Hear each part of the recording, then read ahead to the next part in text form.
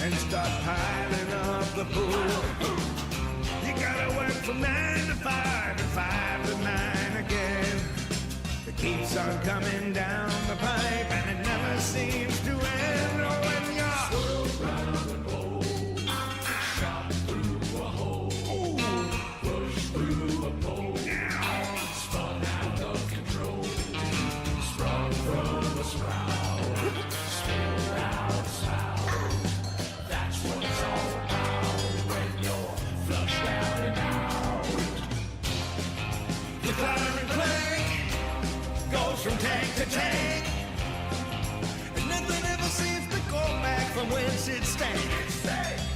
Just like a subway station, but the only mode of transportation comes in the form of flotation, and it's no vacation.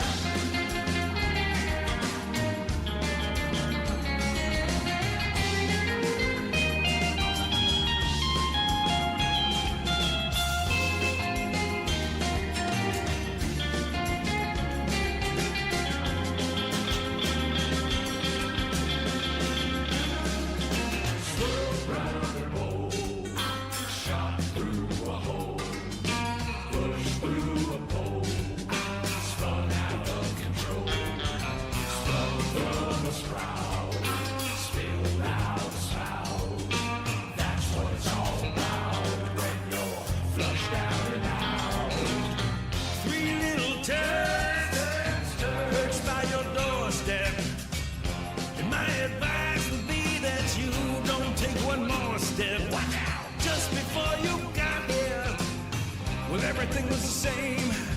You're just another number. And number 2 is your name.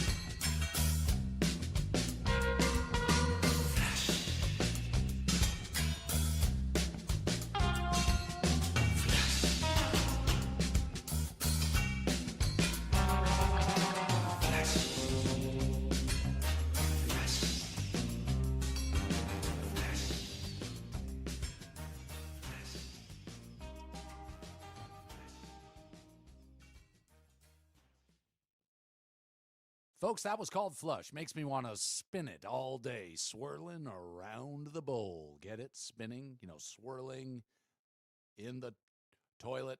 That was called Flush. Good one.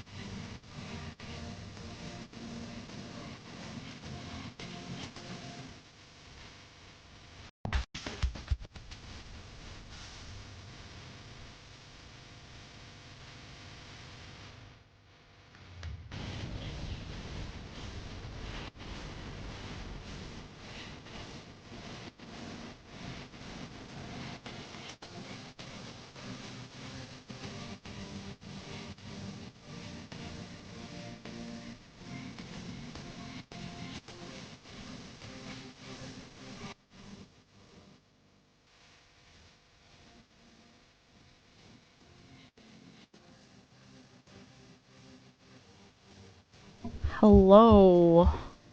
Welcome, welcome, welcome. Pretty high energy in here today. I hope you guys liked it.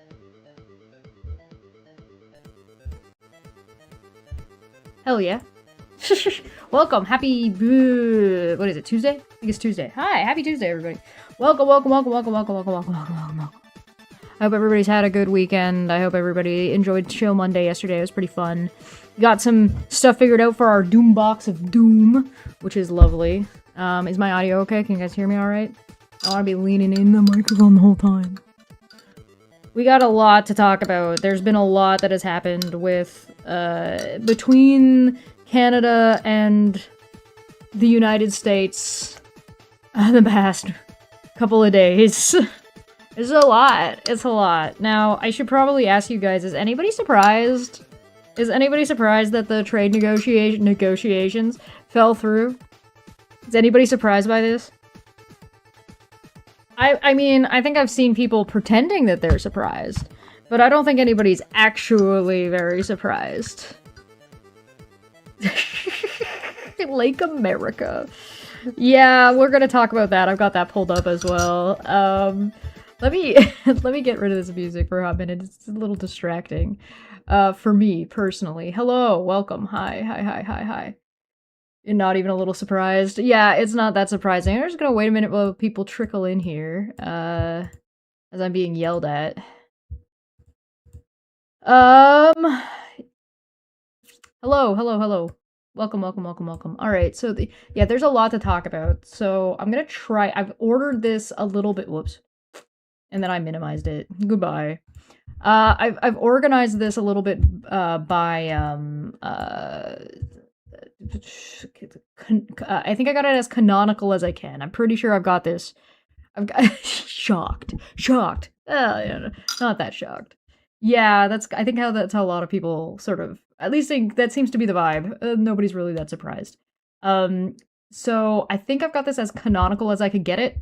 So I'm not going to be super precise, but it's accurate for our purposes. It's accurate enough for our purposes. And by the way, that is the difference between accuracy and precision.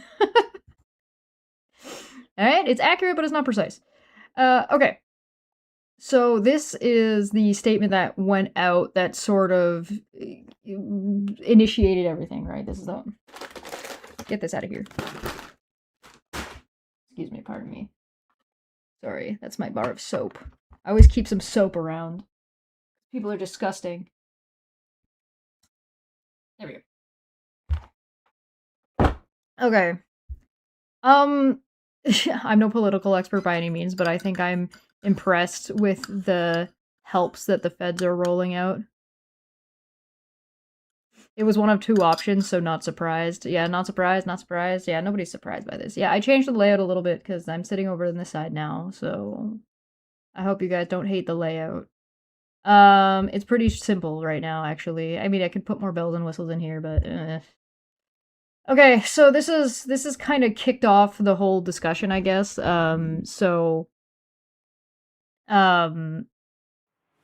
Oh, thank you for the stretch. I will take that momentarily. So let's read this first. This was from the Office of the Prime Minister. So this is the thing that Mark Carney put out. And it says, over the past 18 months, Canada's new government has focused on building our strength at home, diversifying our partnerships abroad, and striking a fair deal with the United States. Our objective in our trade negotiations have been to, 1, preserve tariff-free access to the United States for the vast majority of Canadian businesses. 2, provide greater stability to our trade relationship. 3, significantly reduce U.S. tariffs on our key strategic industries so that Canadian businesses in these sectors would have the best access of any in the world. 4, protect our small and medium-sized businesses, the lifeblood of our economy, including by removing the imminent threat of new tariffs. And 5, maintain our flexibility, independence, and sovereignty so that we can keep building the Canada we want.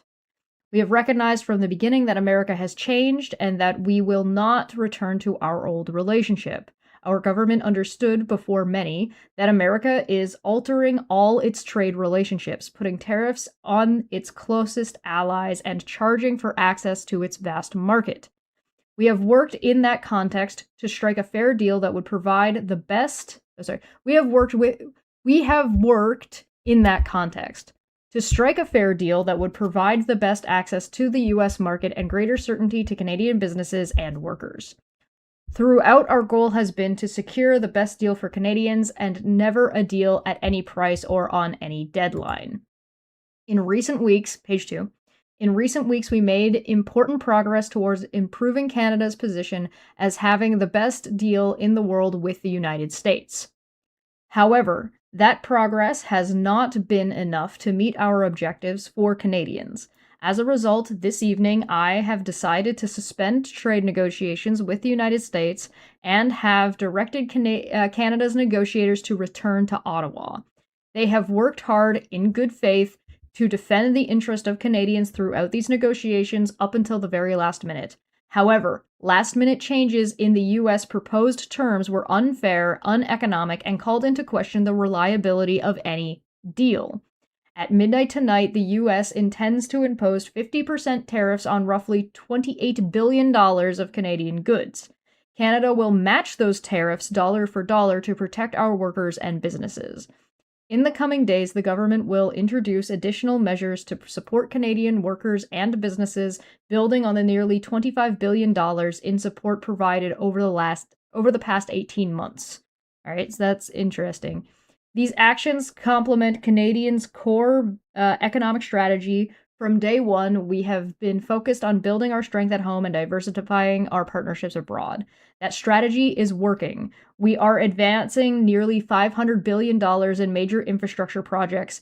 In parallel, we are unlocking new export markets for Canadian businesses. Our existing free trade deals already provide Canada with preferential access to 1.5 billion consumers, and we are on track to double that market by the end of this year, which would put it at 3 billion. Whew. So he proceeded to also say this. Why do I feel like I'm missing a page? Why do I feel like hold on. I might be missing a page. Let me double check here. I feel like this should be another page long. Hold on. Usually there's a sign off at the end, and there wasn't a sign off there. See, as you can see, he's been tweeting quite a bit.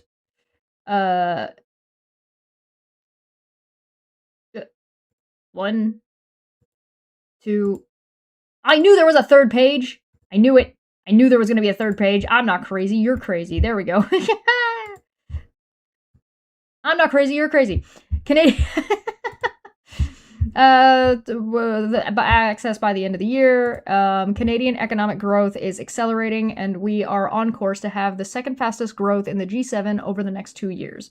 Our economy is creating jobs at 4 times the rate of the United States. Our exports to non-US markets are on track to double over the next decade. Foreign direct investment in Canada is at its highest level in 2 decades, running at twice the rate of our nearest G7 competitor. Canada now ranks as the most attractive country in the world for infrastructure investment.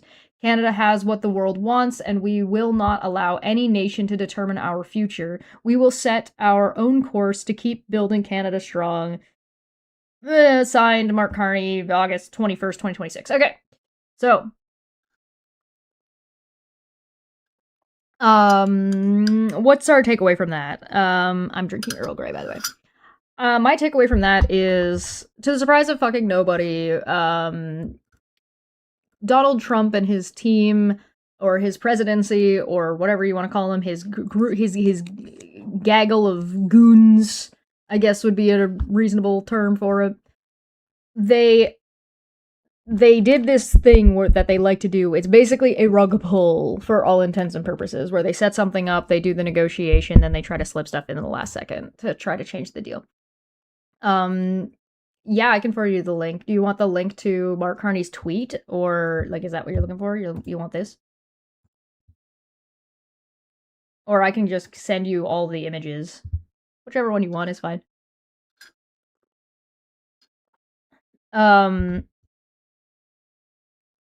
The thing is like, Canada has been not accepting Donald Trump's terms. Other countries have. Venezuela comes to mind, and we know what happened in Venezuela. They had their president abducted and a bunch of their oil seized, and some piracy took place where the American military was shooting survivors in the water, which is, you know, a war crime. So, definitely against the terms of combat in the open ocean. The Canada has been standing up to the United States strongly, and I know we've spent a lot of time talking about, like, well, Mark Carney, or oh well, Pierre Poilievre, or oh well, the Liberals, oh well, the Conservatives. I think at the end of the day, we can at least say that this was one of two things. It was either going to be ineffable or it was going to be inevitable. Mark Carney was not about to throw us under the Donald Trump train, if as it were, which is good. I think, but I do think this is going to hurt economically for Canada. For economic purposes, this is going to ache for a little while, and it's going to be a bit of a struggle for a bit for, I think, a lot of Canadians and a lot of Canadians' wallets. But given that Mark Carney's approval rating is nearly double that of Donald Trump, and his approval rating is above, I believe it's above 60% as of right now, I think it's going to be okay. Like, I'm not too worried. This is a pretty straightforward statement. Nothing in this was out of pocket, but there's one thing in here that I do want to point out, and it is specifically on page 2.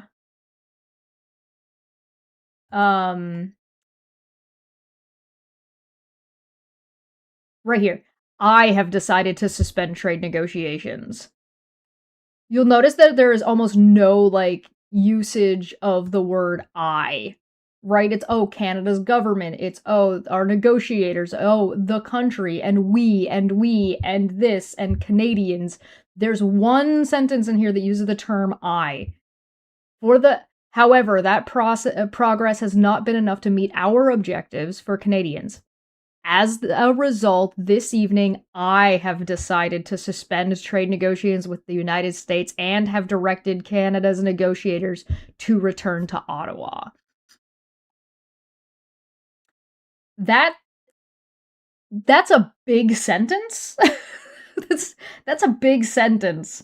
And that's kind of the only one that really matters in this on this blurb. The blurb, a lot of it has, like, yeah, you've got Mark Carney taking responsibility, but you also have Mark Carney taking away power from Donald Trump, claiming that he likes to be the one in control all the time. And so Carney being like, nah, fam. No thanks, pass. I have ended trade negotiations. So Trump can't go, no, I'm the one who stopped talking to Canada. That, to me, is like, first off, he's, like, taking ownership and responsibility for a decision that he is making directly, and it's a big decision that has a lot of ramifications, right? There's a lot of ramifications to this situation, and then what happens, right? So, and that, we'll get into that, but the fact that he's just going to put all that to himself and then saying, all right, our negotiators in America are coming back to Canada. Like, so what's the follow going to be for NORAD? What's the follow going to be for the Canadian military members that are currently in the United States? What is that going to mean for the automotive sector? What is that going to mean for right? The debt, the amount of debt that is of the United States that is owned by Canada is a huge factor in this. But we'll get there a little bit more. We'll get a little bit more into it, but I do like this part, one, for both reasons, that he's taking power away from Donald Trump and, like, taking, like, point on the situation, but also that he's taking responsibility, which is good. I think that's good. So after that happened, we also have this other statement. This was also on August 22nd. This one was August 21st. So the next day, he also made a statement that said, for over a year, Canadians Canada For over a year, Canada has worked intensively and in good faith with the United States to negotiate a new comprehensive trade deal. We have been pragmatic, patient, and persistent. Our goal has always been to get the best deal for Canadians, never a deal at any price or on any time frame. Late last evening, I instructed our negotiators to return to Ottawa. We cannot accept what the United States has offered, and we will not give what they have asked. Canada will match the U.S. tariffs dollar for dollar in order to protect Canadian workers, farmers, families, and businesses. We take this step confident that it is in the best interest of Canada. In the coming days, we will release the details of the new tariff measures, which will come into force the Tuesday after Labor Day. So the Tuesday after Labor Day would be, I believe, 2 weeks from now, if I remember correctly, because... Wait, is Labor Day? Labor Day is Tuesday this year, so it'd be the second week of September. So there's that. Now, there was also this press release that was streamed on the 22nd, so this is the same day. And then we also have this, but I don't have August 24th. So yeah, then this followed. So he's given a statement sort of explaining a little bit more about what's gone on, and I have also pulled up what Pierre Poilievre said, but that was also after these statements, I believe. So again, I'm pretty sure I've got this canonically, but let's jump in. Oh, before I jump into watching this, does anybody have any questions or concerns about what we're talking about here? I will provide this link for you guys, so if you want to watch this on your own at any point in time, you can go and check it out. This is just the CPAC YouTube channel. So that's just, how we have access to that. That's just what that is. So if you guys want to watch that, you can. I'll make sure to add the links to the description down below afterwards. But yeah, do we have anything that anybody wants to say or mention before we move on? And no, I am not happy that I got these statements off of Twitter. I'm very not happy about that. Prime Minister Mark Carney holds a news conference on Parliament Hill in Ottawa after Canada and the United States failed to reach a trade agreement before a late Friday deadline, and Canada said it was suspending negotiations. The Prime Minister has indicated that his government intends to retaliate dollar for dollar against the new U.S. tariffs and Canadian goods. Okay, I'm not seeing any questions, so let's move on. I'd like to take this opportunity to update Canadians on developments in our trade negotiations with the United States. I'm going to go through why we're walking away from a bad deal and what comes next. So before he goes into this, I do want to point out that there were really two options for Canada to take. It was one, to fold to the United States and do whatever it was that Donald Trump and his team were asking for, or walk away. Those were the only two options. So let's make that clear first. Pendant une bonne partie de notre histoire, les Canadiens et les Canadiens une relation et I'm skipping the French. From Washington. We can't control the storm that blows in from Washington. You know he wanted to call it a shitstorm, right? I don't know if maybe that's a Canadianism, but he definitely wanted to say shitstorm. The storm that blows in from Washington. The shitstorm. It's a shitstorm. We all know it's a shitstorm. We can, however, chart a new course by building Canada strong at home and diversifying our trading relationships abroad. Nous sommes maîtres chez nous et le partenaire. For over 8 years, Canada has worked intensively and in good faith with the United States to negotiate a new comprehensive trade deal. All right, question. Does anybody believe that Canada did not, or that that Mark Carney's negotiators were not operating in good faith? One in the chat if you think they were operating in good faith, 2 in the chat if you think that they were not operating in good faith. I think they were. I would say 2, personally. But I'm curious about what you guys think. We've been pragmatic, patient, and persistent. We pursued every opportunity to reach an agreement that protects Canadian workers and their families, that strengthens our economy, and that respects Canadian sovereignty. We've been under no illusions. We recognized from the start that America has changed. Early last year in this room, I observed that the decades-long process of steadily increasing integration between our economies was over. Our government understood before many that America would transform all of its commercial relationships, that it would put a series of tariffs on its closest allies and use economic integration as a weapon. We recognize that sometimes its signature was written in pencil. Ooh, that dark. I think there's also something to be said about that this is not the first time in the relationship between Canada and the United States where something like this has happened. I didn't live through those times, so I don't know how egregious it was then. But this has happened. That the relationship between Canada and the United States ebbs and flows, and part of that has to do with our geography. Because we are so close together, there's no world where Canada and the United States are not trading with each other. There's no world where we're not, like, we are literally the longest undefended border. We know each other, yada yada yada yada. More like crayon, yeah. One of the things people have complained about one of the things that people have complained about is that a lot of our oil in Canada flows through pipelines south.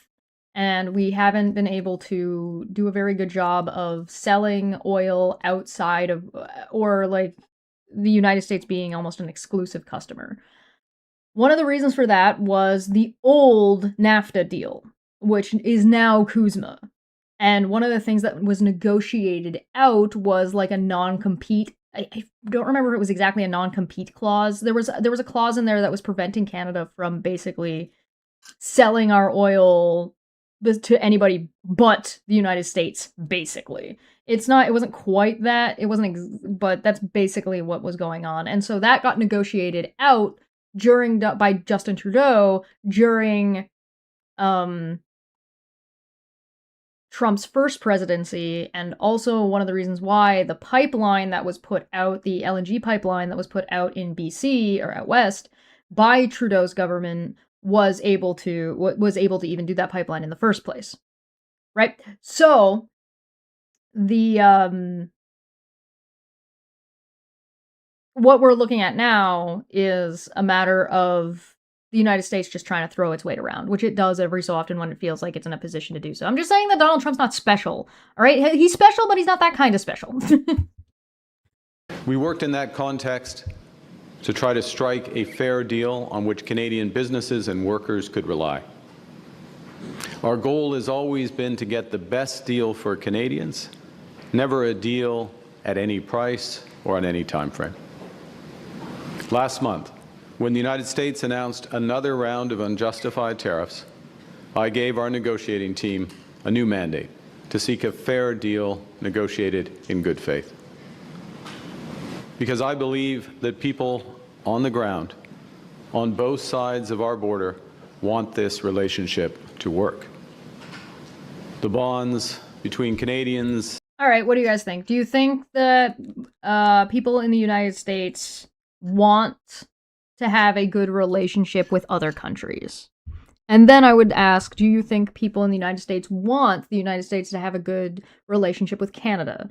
Because I know that Mark Carney is speaking in good faith, but the amount of anger and hostility that comes from a large number of people who live in the United States and like the nature of their pride being so aggressive against other countries is I think I have a hard time.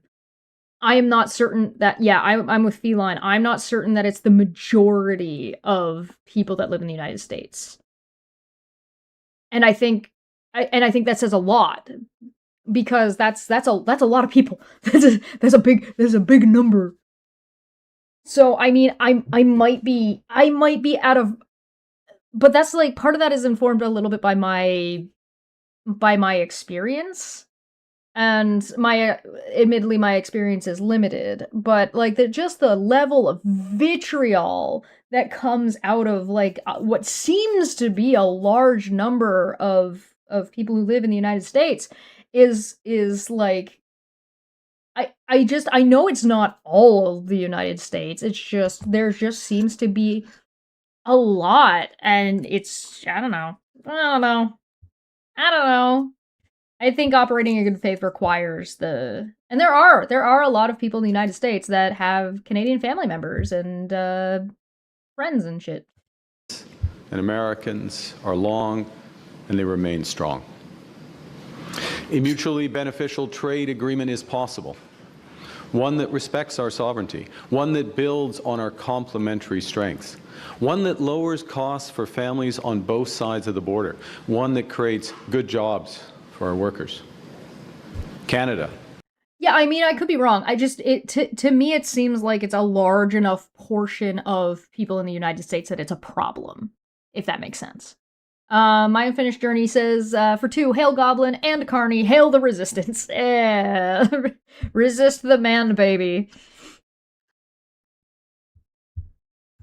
Canada has always worked towards these goals, even while America's attention and dedication to them have wavered. We've consistently proposed long-term partnerships, while America has often pursued short-term transactions. The gap between partnership and competitor, unfortunately, has remained too wide in recent days. So last evening, I instructed our negotiators to return to Ottawa. We cannot accept what they've offered, and we will not give what they've asked. We're taking our ball and we're going home. And our ball includes potash, energy, some oil, a lot of fresh water, geographic advantage for protecting your country from Russia, a shitload of your debt. Oh, brother. Okay. I'm getting ahead of myself. Over the past year, the U.S. has imposed a series of tariffs that violate its commitment under our agreement with them in Mexico. And that is the other problem. Donald Trump's tariffs have already violated CUSMA illegally. So there's also that. My Unfinished Sock for 2 said, don't diss Canada, like and share the stream instead. Like and share the stream, guys! I work hard. So-called CUSMA.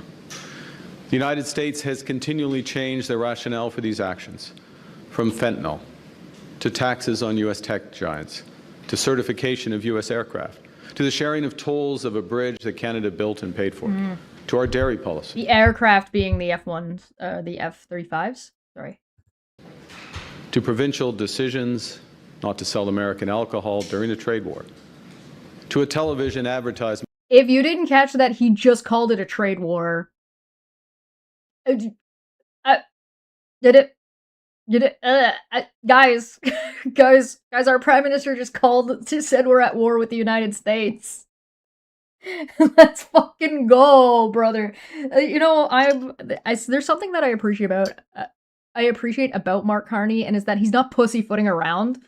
Like, for example, like Starmer was, or like a lot of other countries have sort of just been playing the game of let's just pat Donald Trump on the head and pretend they're not doing economic terrorism, because if we pretend that they're not doing it, everything can stay in the status quo area. But ever since Mark Carney started his campaign and then his Davos speech and now stuff like this, he's been like, these relationships are fractured. This is changing the world order. This is a trade war, guys. You know, it's refreshing. I like it. I'm here for that. That quoted Ronald Reagan to smoke from wildfires while they threatened our communities. Another prominent justification for U.S. tariffs has been their claim that since the United States runs, quote, a trade deficit with Canada, we were ripping them off.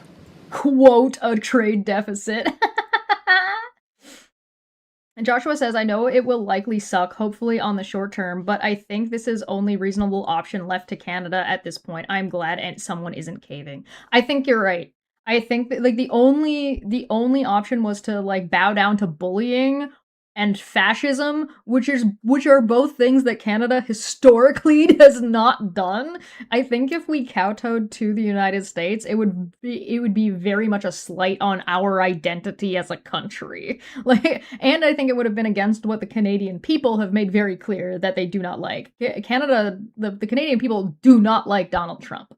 Do not like Donald Trump. And Canada has had opinions about leaders in the United States for basically every presidency. We've always had opinions. We're so closely tied and we get a lot of the United States media. We know what's going on. We have a pretty good idea of what your president is like, whether they're liked or disliked, whether da da da da da da. So, like, yeah, no, I'm with you. Also a quote.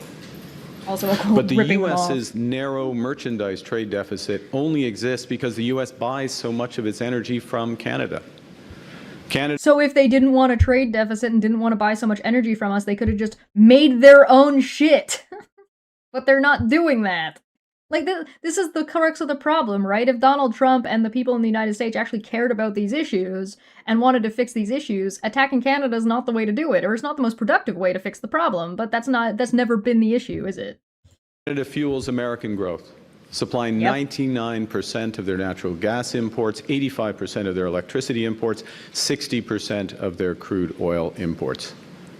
That's huge. I don't think they want us to stop sending any of that energy. That's a threat. If you weren't clear, that was a fucking threat. He called it a trade war, called Donald Trump's reasoning horseshit, and then turned around and said, we have all this shit. You do not want this to go the direction you're trying to egg this into, my friend. Oh, brother. It's not like Canada has no leverage. And if you look more broadly at the comprehensive U.S.-Canada trade balance, which includes the many services from finance to entertainment that we buy from the United States, that shows a persistent American trade surplus. Most fundamentally, trade... Canada for New Hollywood, please? Because we would be way more diverse and we would bring way more new interesting stories. So if we could get like, if, it doesn't have to be as big as the United States Hollywood, because I think that's an overbloated cow of nonsense. But if we could get like some solid like movie production companies in Canada, that would be rad. That'd be great. We would love that. I think that would be wonderful. Trade is about building mutual strength, creating a relationship that benefits both countries. For example, Canada is the largest customer for U.S. cars. In fact, we buy more American-built cars and trucks than the United Kingdom, Japan, and China combined. Which also makes a lot of sense because Canada has the infrastructure and the way our roads are built fit Canadian, like American cars fit better. In the United Kingdom, Japan, and China, some of the areas and the way their cities are built you can't have a fucking Ford F-150 on some of those roads. Like, it doesn't work. So they don't fit. But, like, do you have any idea what's gonna happen? Like, you remember I mentioned a minute ago, the automotive industry? What do you think happens when Canadians stop buying American cars? Not just American brand cars, but cars built in the United States. What do you think happens to the American economy in that regard? It's the same for American steel products. Canada is also the largest customer for 26 U.S. states and a top 3 customer for 45 U.S. states. Last year, Americans sold almost $600 billion in goods and services to Canadians. That's more than $1.6 billion every single day. I would like to remind you that we have announced that some China EVs are going to be able to exist, like are coming to Canada, and we've got automotive plants. So if we want to build Japanese cars, Chinese cars, UK branded cars in Canada, it's like nothing. It's like flipping a switch. On the other hand, Canadian export. Do Canadians buy the insane US SUVs? Yeah, they do. Canada's got a lot of off-roading shit, man. There's like a lot of there's like a whole culture of like monster trucky style demolition derby off-road mud slinging nonsense. It's fun. It's a good time. I've been. Towards the United States, lower costs for American families. In contrast, tariffs are taxes. Taxes which are ultimately paid by U.S. consumers. And we all know how Americans feel about them taxes. While the United States has imposed a seemingly endless stream of tariffs and threatened more, Canada has, by contrast, taken several steps in good faith to try to find compromise and secure a comprehensive deal in the best interests of both Canadians and Americans. So if you didn't catch that, he just came out and said America has threatened war. Not he's threatened to annex, not that he's making these generalized statements about 51st state shit. Threatened war, period. This language has gotten aggressive. Carney has escalated. I didn't think he was passive before, and I think he was pretty stringent before, but this is definitively, like, he's not mincing words here. Nos négociateurs ont cherché à se mettre sur clothing tariff. The U.S. announced dernière négociation. Last month, the U.S. announced that effective August 19th, it would impose 50% tariffs on a series of industries ranging from hockey equipment to clothing, cement, and beer. Hockey equipment and beer? Hockey equipment and beer? Are you serious?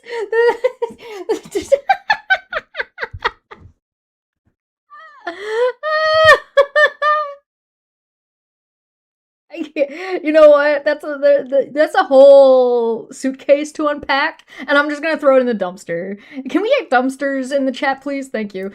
Orange Dots and Super Chat for 2 said, those dumbass tariffs. Yeah. Hockey equipment and beer. We're gonna tariff Canadian hockey equipment for our NHL and beer. You're gonna tax Canadian beer. Okay. Alright. Sure. Right, Sputnik? That's how you start a war with the Canucks. Oh, that was the thing that changed the negotiations. They were gonna tariff hockey. Oh, well, look out.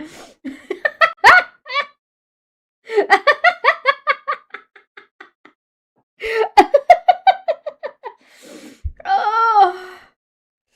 Whew. I should watch Canadian Bacon. Yeah, you should. The only advantage of this latest threat was that it was a catalyst for more intensive negotiations. Our objectives in these latest talks have been to preserve tariff-free access to the U.S. for the vast majority of Canadian businesses. Get this man a bottle of water real quick, please. His mouth is dry. He's probably a little stressed out. On the other hand, yeah, this is mostly what we read already. The negotiations haven't changed. Like, the goals for Canada and our negotiating team haven't changed. Secondly, to provide greater stability to our trade relationship. Thirdly, to significantly reduce U.S. tariffs on our key strategic industries so that Canadian businesses in these sectors would have the best access of any in the world. Fourth, protect our small and medium-sized businesses, including by removing the imminent threat of those new tariffs. And fifth, fundamentally, maintain Canada's flexibility, independence, and sovereignty so we can keep building the country Canadians want. Canada has made offers to secure a fair, comprehensive deal that would be in the best interests of Canadians. We were willing to drop our remaining retaliatory tariffs on strategic sectors, particularly steel, aluminum, and autos, if the United States substantially lowered theirs to levels that made it economic for Canadian companies to export to the United States. In exchange for a fair deal, we would encourage our provinces to return U.S. alcohol to the shelves. encourage our provinces to to return U.S. alcohol to the shelves. So before this happened, there was like a discussion going on amongst Canadians whether or not that offer was something that was that Carney undermining the prime ministers? Was that the prime ministers, would they even listen?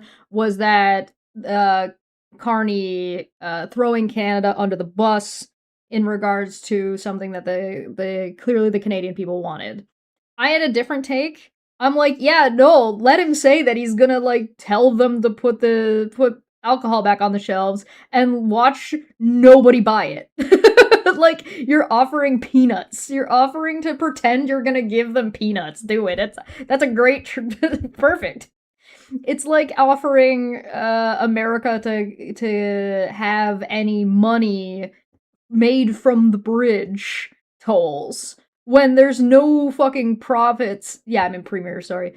There's no fucking profit that's gonna be anywhere near something that's happening in the next, like, 2 decades for that bridge, and that's, like, even then likely gonna be not fucking anything.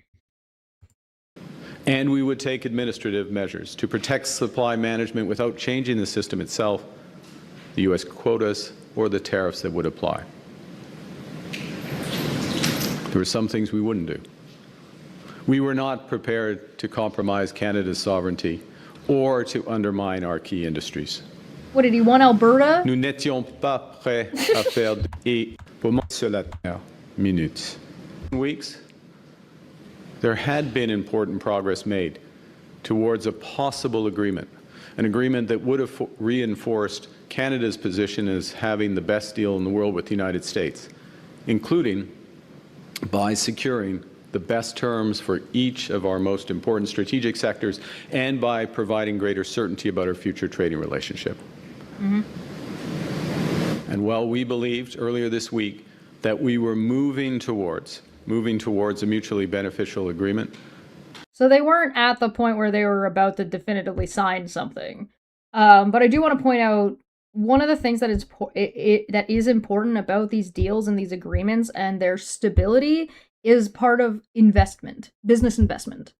If you don't know whether or not there's going to be tariffs or whether or not there's going to be war or whether or not there's going to be like issues between these two countries, if you're a business owner, it's a really big deal about where you decide you want to invest your business, right? That's one of the reasons why stability is important. In recent days, the United States proposed new terms that were uneconomic, unfair, and undermined the net benefits for Canada and called into question the reliability of any deal. In short, they asked too much and they offered too little. More fundamentally, the cumulative effect of U.S. demands revealed the limits of their commitment to a true economic partnership. I think it is reasonable to suspect that the United States is playing a gotcha game where they just want to, like, fucking dangle, like they're dangling a carrot. You know what I mean? As I said earlier, as a result, last evening I suspended trade negotiations with the United States and directed our negotiators to return to Ottawa. I want to thank Minister LeBlanc and our chief negotiator, Janice Charette, their team. They've worked hard in good faith. Right. Listen, they had to be like in the smelly room with all those smelly Trump sycophants. They did their job, man. They sacrificed for their country. Up to the last minute to defend the interests of Canadians. Now, Canada will match Washington's new tariffs dollar for dollar in order to protect Canadian workers, farmers, families, and businesses. All right, what do you guys think about the dollar for dollar match? That was what was happening before. So before Mark Carney was prime minister, Trudeau did not do dollar for dollar. He had a different strategy. Now, then when Carney came in, he shifted the strategy to dollar to dollar. Now they're saying that no, we're just going to continue that strategy or reinstigate that strategy. Dan Sputnik said, it will take a generation or more for the United States to be considered reliable again. I think it's going to take more than that. it's going to take a generation. It's going to take a couple of generations after the United States fixes its structure, its structural problem in governance. And then if you're asking the Canadians, it's gonna probably take longer than that. Canadians are petty. Our response will be concentrated in sectors such as steel, dairy, appliances, agricultural equipment, pulp and paper, and electronics. Yeah. Also include products that are currently subject to unjustified Section 232 and 338 tariffs. This is a we went through those before, so if you're curious, you just have to go and find that video. I'm not going to go over the whole list again, but we've talked about that. focused response. A focused response to protect and defend our industries and allow them to compete with U.S. products in the Canadian market. In the coming days, we'll release details of these new tariff measures which will come into force the Tuesday after Labor Day. Let me be clear. We take this step reluctantly. Reluctantly because we recognize that some of these measures will raise costs and reduce choice for Canadians. Reluctantly because we recognize that some U.S. companies and some U.S. states are innocent bystanders in a dispute that they did not want. I would argue that nobody right now is an innocent bystander in this dispute. I think I suspect that a lot of those states and a lot of those businesses could have spent money differently and lobbied differently.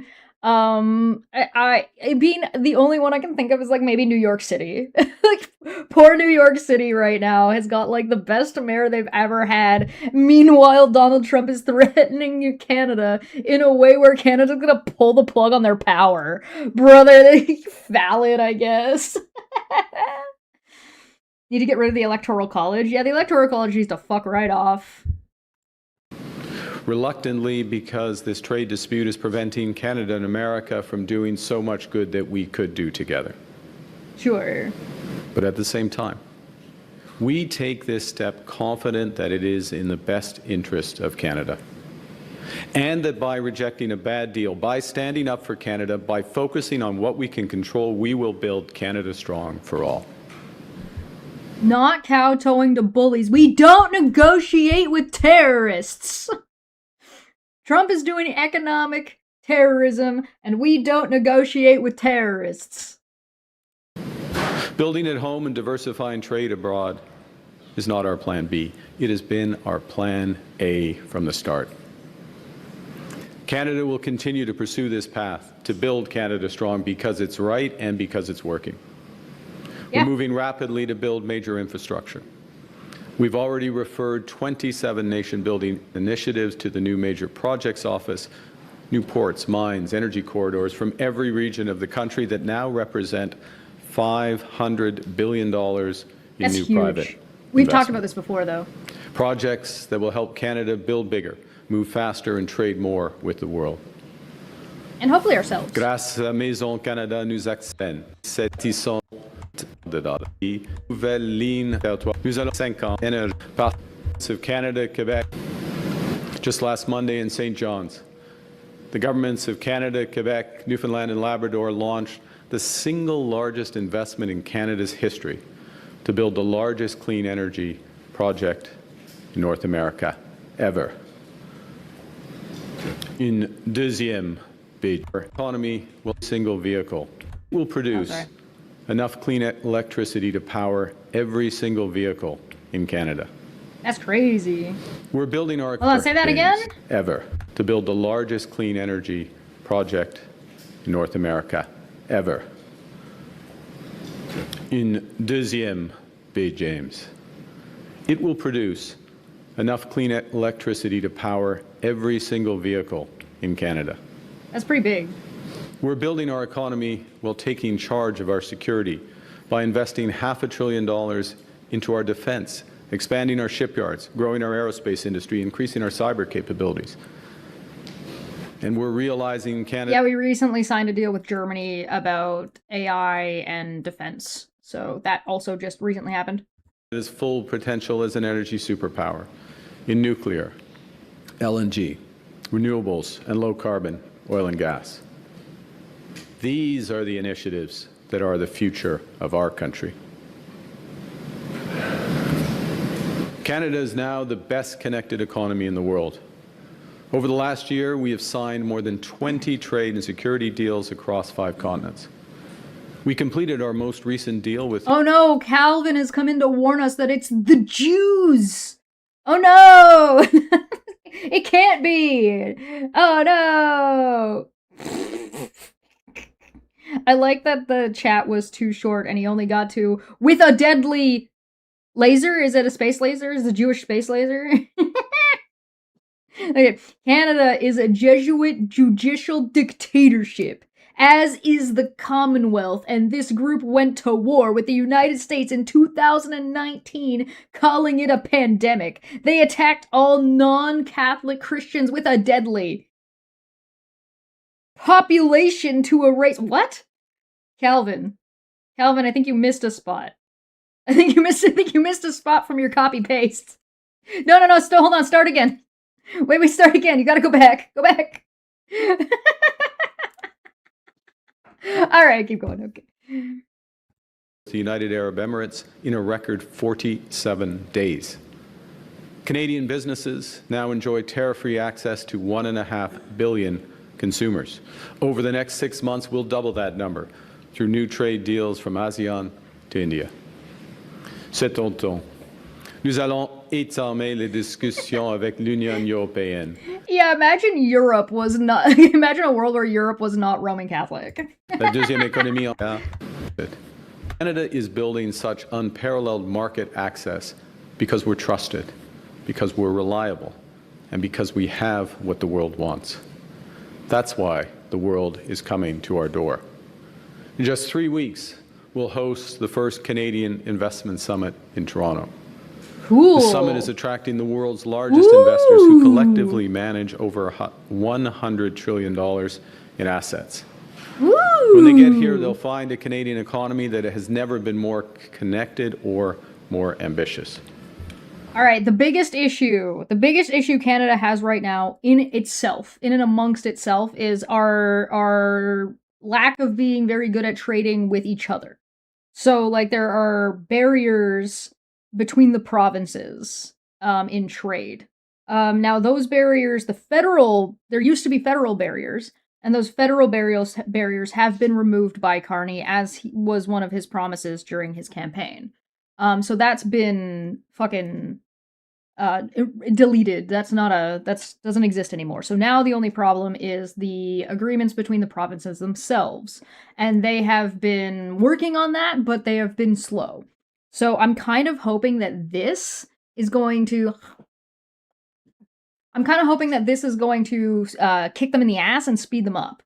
Like having the first ever business summit, in Toronto, hell yeah, that's gonna be cool, man, neato burrito.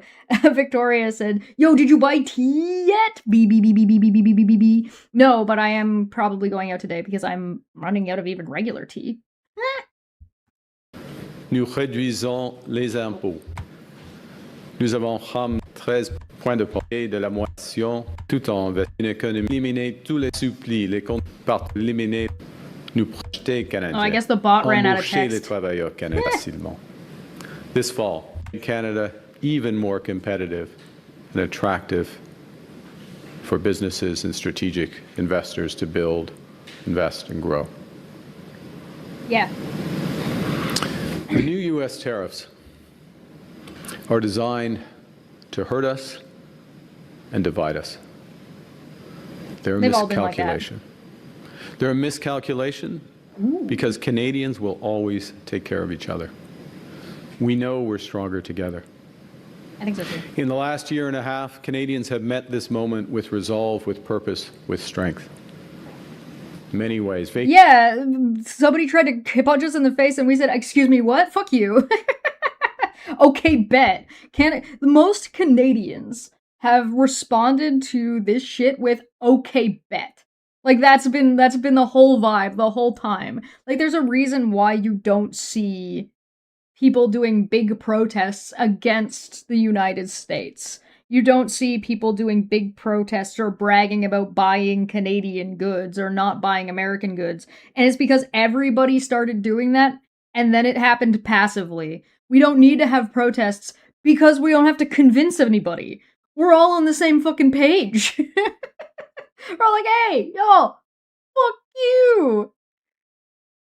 Very Vacationing Canadian. in national parks, buying Canadian products, choosing Canadian, small acts of solidarity, repeated millions of times that make a statement.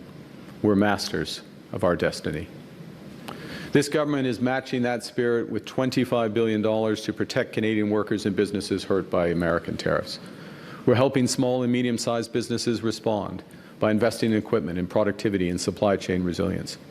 This is an ongoing and an expansion on the stuff that was already happening to help, that the federal government was doing to help deal with the tariffs and help Canadian businesses and Canadian people survive, to ease the burden on how much this is gonna hurt.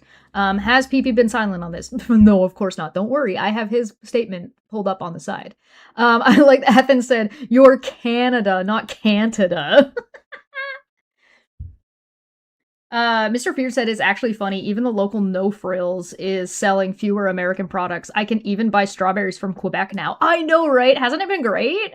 It's been great. One of the biggest things, I am very curious about what is going to happen like in the grocery stores, because that's usually like one of the best tells, is you go to a grocery store and go to Canadian Tire. Like those are, see how empty Walmart gets. It's going to be crazy. And we're financing large companies to keep large employers operating and to retain their workers. We're helping those hardest hit. And Zant is correct. Carney, in general, has propelled the Canadian economy forward at a rate that even if there are downturns due to U.S. tariffs, there are plenty of new trade partners to pick quickly. Partners to pretty quickly fill the gaps. Yeah, there's been a lot that's gone on. Don't they now show if the products come from the United States? They've always shown where the products came from, but now they're going out of their way to show off when the product is Canadian. And also, like, the middle part of the aisle is, like, almost has no American products anymore. They're either at the top or and mostly at the bottom of the shelf. Industries retool and pivot to those new international markets. And we are being our own best customer. We have the right plan to build Canada strong. We're on track, and it's working. At the same time, we recognize that some of the biggest payoffs of this plan, of this transformation, will take time. And that's why we're also focused on giving Canadians a boost today and a bridge to that better tomorrow. So we've cut taxes on incomes, on housing, and on gas. You mean we're not just plowing forward and just leaving people behind? We're doing everything we can to get help all the Canadians get through this? Like, decent people? Oh, brother. Jason points out that Canadians' aluminum sells for a higher price in the EU because it's green. We've introduced the Canada Groceries and Essential Benefits, up to $1,890 per family, helping 12 million Canadians get ahead. All the people in Europe are going to be able to get Quebec cheese curds so they can make real poutine.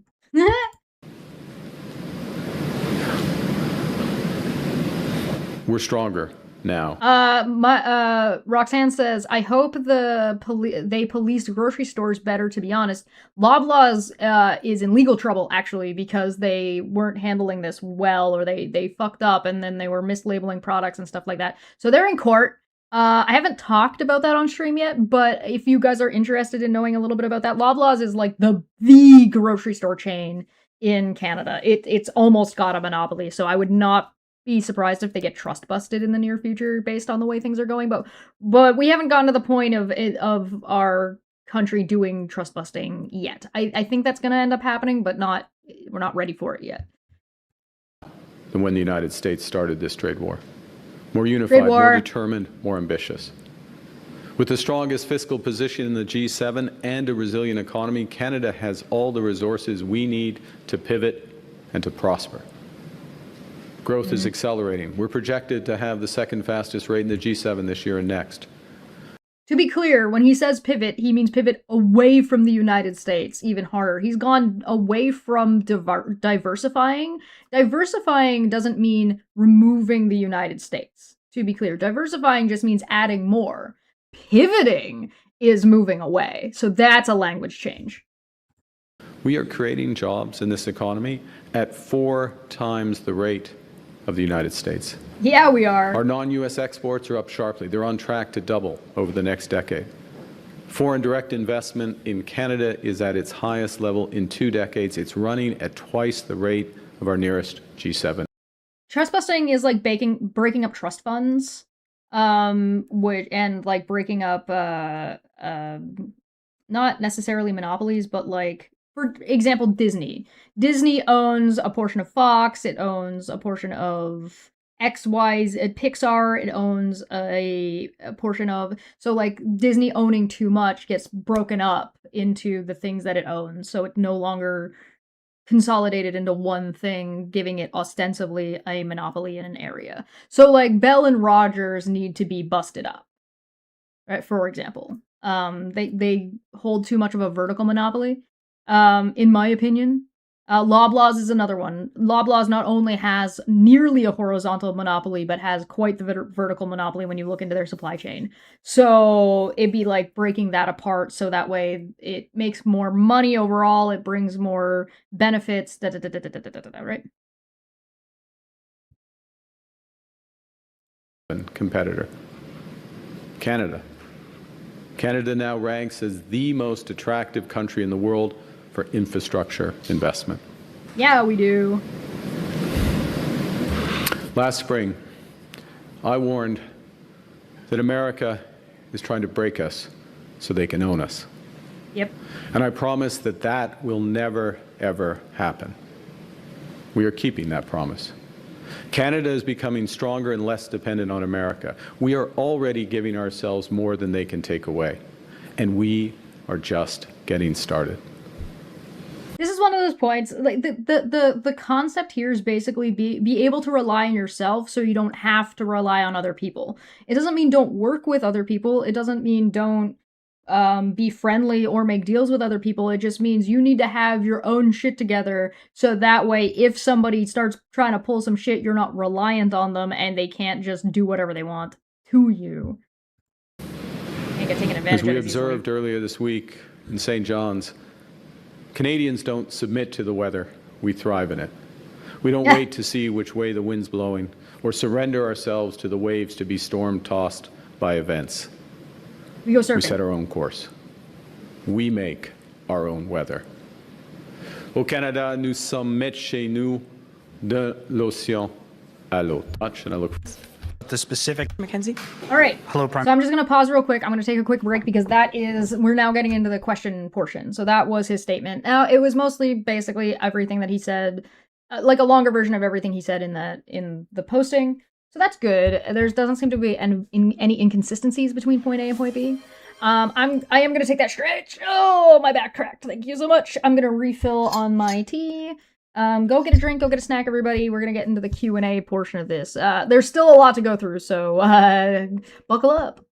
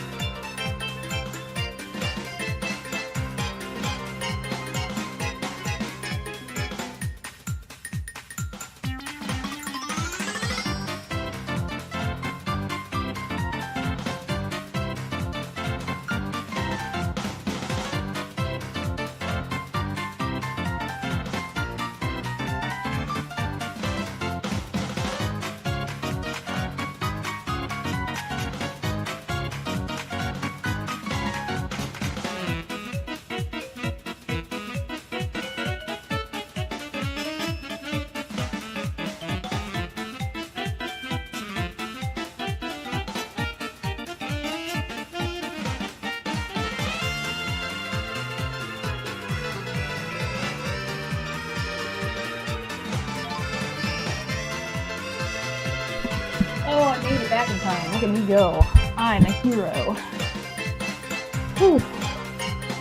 Yahoo! Ta-da.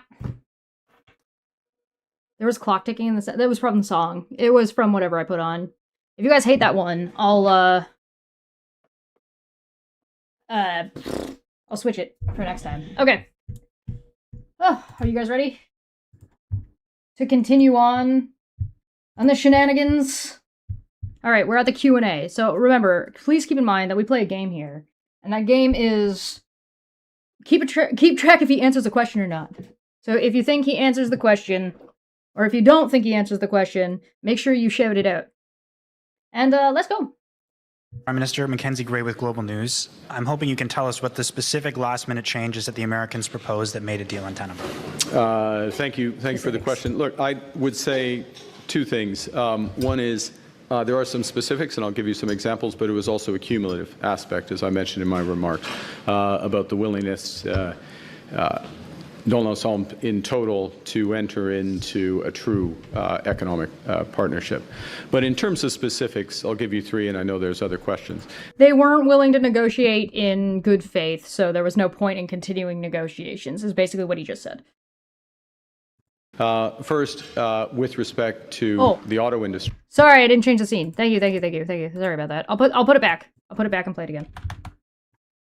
Oh, sorry. I drank for Trish as a professional. All right, there we go.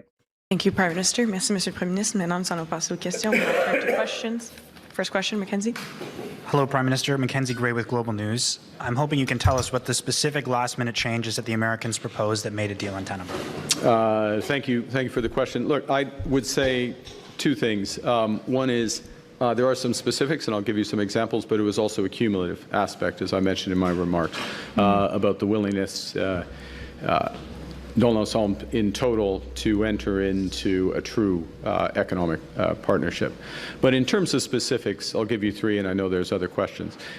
First, with respect to the auto industry, both in terms of the level of the tariffs, the treatment of Canadian content, so Canadian parts, Canadian steel, Canadian content in vehicles, the scope of the tariffs.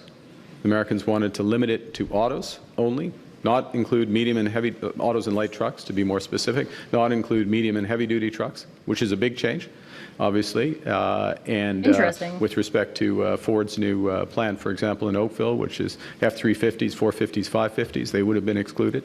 GM Silverado, same thing, would have been excluded from that. No rationale, just for exclusion. Side note, that's like a wink from Carney. I don't know if that's like an intentional like nod, but it is pointing out that Doug Ford dealing with the United States on quote unquote behalf of Ontario and the Oakville plant for building American stuff is being like thrown under the bus by the Trump administration. Hello, welcome. So effectively moving into a series of terms that would made the production more uneconomic over time. Okay, so that's Right. a change. That restriction, that clarification, that precision was a change. The U.S. introduced in the last hours, efforts to restrict our ability to have other trade deals. You Yeah, heard they me say a did. moment ago what we've accomplished in the last Remember when I said something about a non-compete clause? Called it. Take a drink. Prediction. year, 20 new deals, economic and security partnerships. The prospect of doubling our market access because we believe in free trade. We're the partner of choice in many respects for countries around the world, and the Americans wanted to restrict that. They had language that That's fucking... I like that. That's shade. Oh, Canada believes in free trade and freedom, and the United States Trump administration doesn't believe in those in those freedoms. Freedom for America, not for anybody else, I guess. Womp womp. they wanted to restrict. Unacceptable. Yeah, and that I'll is give not you a third, acceptable. Et peut-être on peut discuter plus en français. Continual efforts, always resisted, as I said in my remarks, and always will be resisted. Efforts to restrict our protections of our language, our culture, and in effect, our sovereignty. So What? elements coming in, ramping up, any of them individually, but collectively put us in a position where what had been on a trajectory, absent those elements, for a fair deal, a good deal for Canadians, not perfect, but a good deal, a deal we would not accept. Follow-up. So I don't know if I understood that one, so I might need somebody else to come in and clarify that one for me at a later date. Did he just say that the Trump administration wanted Canada to just speak English? Is that what I understood?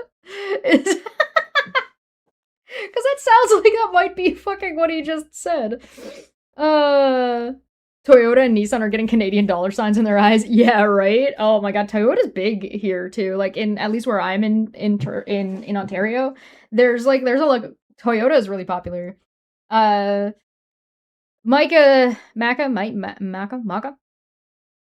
Let me know. GM deal has been since approximately 1918 when they bought out Canadian car manufacturers. The deal was jobs manufacturing must stay in Canada. Yeah, less French on TV. That's what that sounded like. Restrict Canadian culture and basically import American culture. That's what I heard too, right? Labeling of items in Quebec. Okay, yeah, all right. I'm not crazy. I thought that's what I wanted, English only labeling. Okay, I thought so. That's what okay, yeah, so no, it has to only be English. Fuck your French. Oh, okay. As if there aren't multiple fucking languages in the United States. It's odd to me that the United States likes to pretend that. That's bizarre. Question suivie. Was Howard Lutnick's involvement in the last days an impediment to getting a deal? Last days. It's a question for the U.S. administration. Ultimately, I'm responsible for the decisions of the Canadian government. We take it as a cabinet, but I certainly bear those responsibilities, and so the head of the U.S. administration, the president, bears responsibility for the decisions they take. But I will say this, which is that the Canadian team unified the individuals you see here, their team members, our ambassador in Washington, my chief of staff, unified, talking together, the clerk of the Privy Council, everyone in the loop, everyone knows what our objectives are, collective decision making. As I say, ultimately, I and the cabinet bear responsibility for those decisions, but unity. You can. But I am all for like the gossip that must have been had amongst themselves. I do not see, if there's anything that we've noticed, or we ought to have noticed by now about the Trump administration, is that they are disheveled. They are constantly undermining each other, back-talking each other, backbiting. Fucking none of them are on the same page. They don't know what the hell is going on. So, I mean, it doesn't surprise me that the Canadian team was like, acting like a team. Not say that about the United States administration. And as a consequence, last point, and I'll go to your colleagues, because I think this is important. In these last few days, I bet you money. We were drilling down on specific issues that might have been papered over, the differences in the administration, if there were indeed differences. Ultimately, there's a decision maker at the top. And yeah, that's what I thought. One guy was saying one thing to this part of the team, and another guy was saying something else to this part of the team, and they were trying to like do that to wiggle in as much horse shit as they could. And the Canadian team was all talking to each other, and they were like, "Hey, my guy said this," and this guy's like, "Hey, my guy said this." Oh, I see. Mm-hmm. In drilling down on those, a number of those issues that I just referenced became very. Oh, thank you so much for the subscribble. Enjoy your assigned brick. Clear, and there was not a deal that we would sign. Thank you. Next question. Prochaine question. Bonjour, Andrea Bonjour. Blazer, Radio-Canada. Vous parlez de compromis. Radio Canada, so French. C'est une des exercices. Et même les produits et à la gouvernement. Cette nouvelle escalade. Prochaine question. Next question.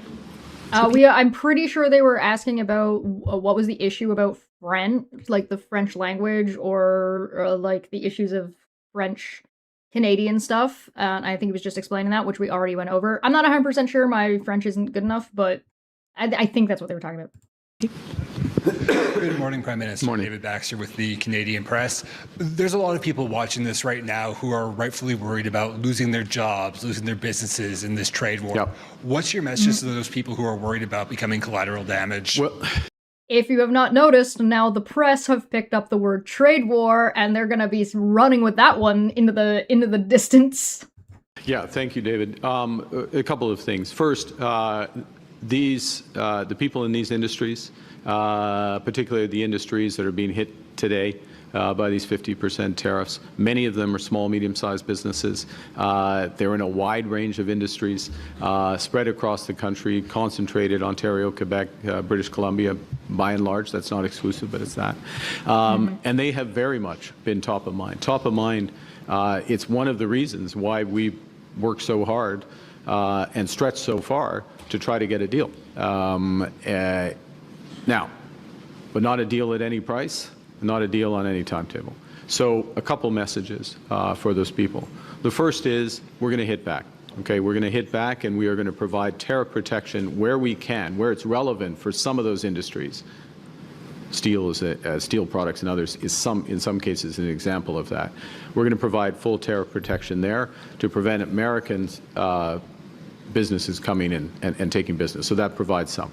But more fun. Do you guys want to, by the way, I stand by my statement before, and I feel like it's more prevalent even now when I said, if Americans ever decided to invade Canada, we would all start speaking French just out of spite.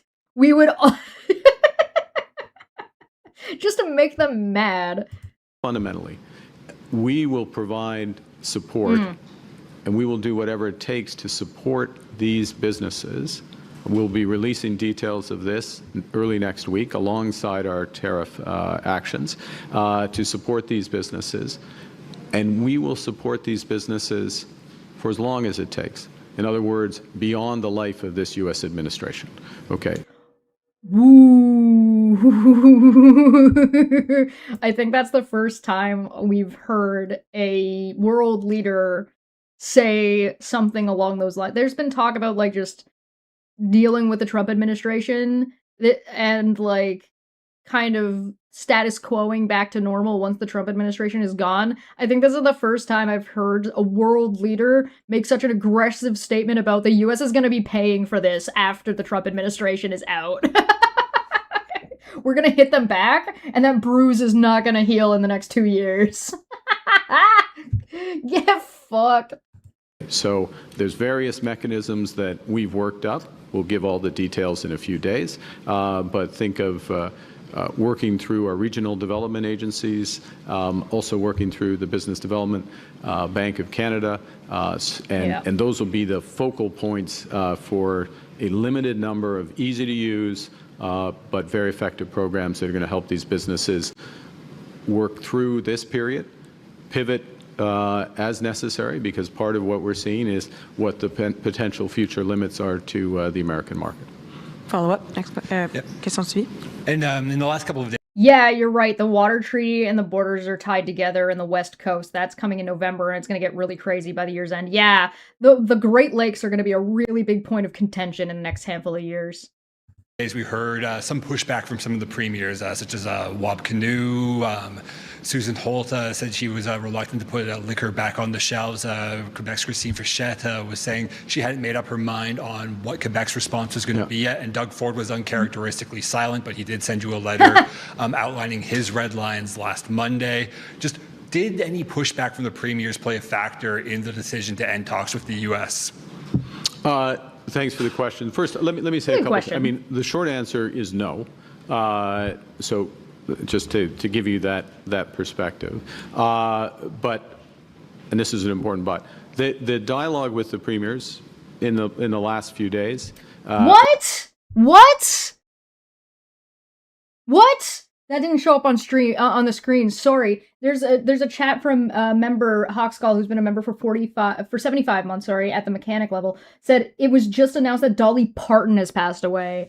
That is very upsetting. That is very sad. And I think if there was anything that signaled the end of the United States, that would be it. Oh, that's wow.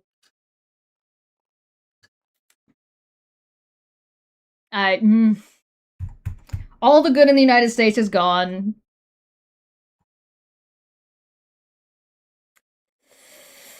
Whew. First they killed Harambe, then now Dolly Parton's gone. That's very upsetting. Over the course of the last 18 months, and the partnership that we've established with the premiers is crucial, fundamentally important. The essence of our first minister's discussion 2 days ago, we're going to have another one this afternoon, but the essence of our first minister's discussion 2 days ago was that it's our judgment, as we told Canadians, that we were on a path to a potential deal that would give Canada not just the best deal overall, but the best deal in all of our strategic sectors, that the price for that deal, in our judgment, was worth paying. We still had to come back to the premiers with the exact specifics, so it's entirely reasonable for Premier Frechette or a premier to say, well, I want to see everything before I make that determination. But that our judgment was going to be that it's going to be worth to take steps, a couple of steps that provinces needed to do in order to get the overall deal. I'll go back to Mr. Baxter's question, not least because of the potential impact that we will now be fighting against on these small and medium-sized businesses here. Okay, so that was. Yeah, so the short answer is no, the province's pressure or any pressure that they were giving or pushback that they were giving was not a factor in making the hard line end of the negotiation decision. However, the federal government and the premiers have been working together very closely, and so that plays a factor. Mr. President said, for 10, said, my condolences for having such a nice and thoughtful neighbor, /S. Yeah, I know. Was the discussion? I hope you're doing good. As chair of that meeting, there was a consensus that that's what we would do, subject to finishing the negotiation. Now, they didn't have to make that determination Wednesday, I guess it was, when we spoke, yeah, because we hadn't finalized all the terms of the deal. We were still negotiating the deal. And as it turns out, as I've just described, that the Americans changed a number of those terms, introduced new elements, made it uneconomic, and so we're not asking the premiers to do anything today except work together to support our businesses and build the country strong. And I'll underscore... Except make a fucking deal with each other so we can have better trade amongst our own provinces. Cool, thanks. That'd be great. For that last point, which, and I said this on Monday in St. John's, for the future of the country, the Churchill Agreement, Quebec and Newfoundland and Labrador, supported by the federal government, that agreement and those initiatives are the most important initiatives for the future of our country. As important as trade is with the U.S. and as dramatic... That's the internal trade between the provinces. That's exactly what we're talking about. Everything's coming up Millhouse!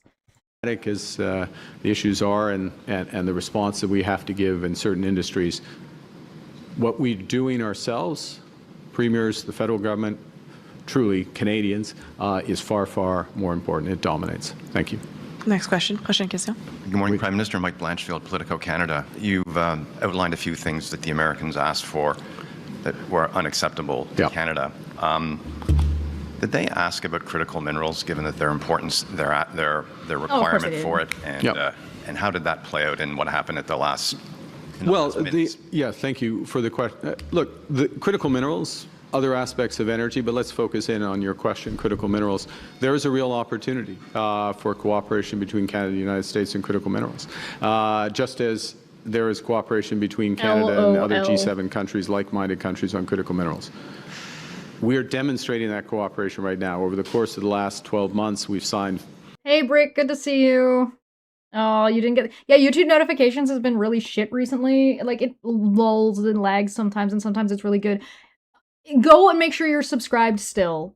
Because sometimes YouTube unsubs people, and I did notice a dip recently, so it's possible that it was, like, YouTube doing its thing where it, like, is like, oh, you haven't da-da-da-da-da-da, so they unsub people.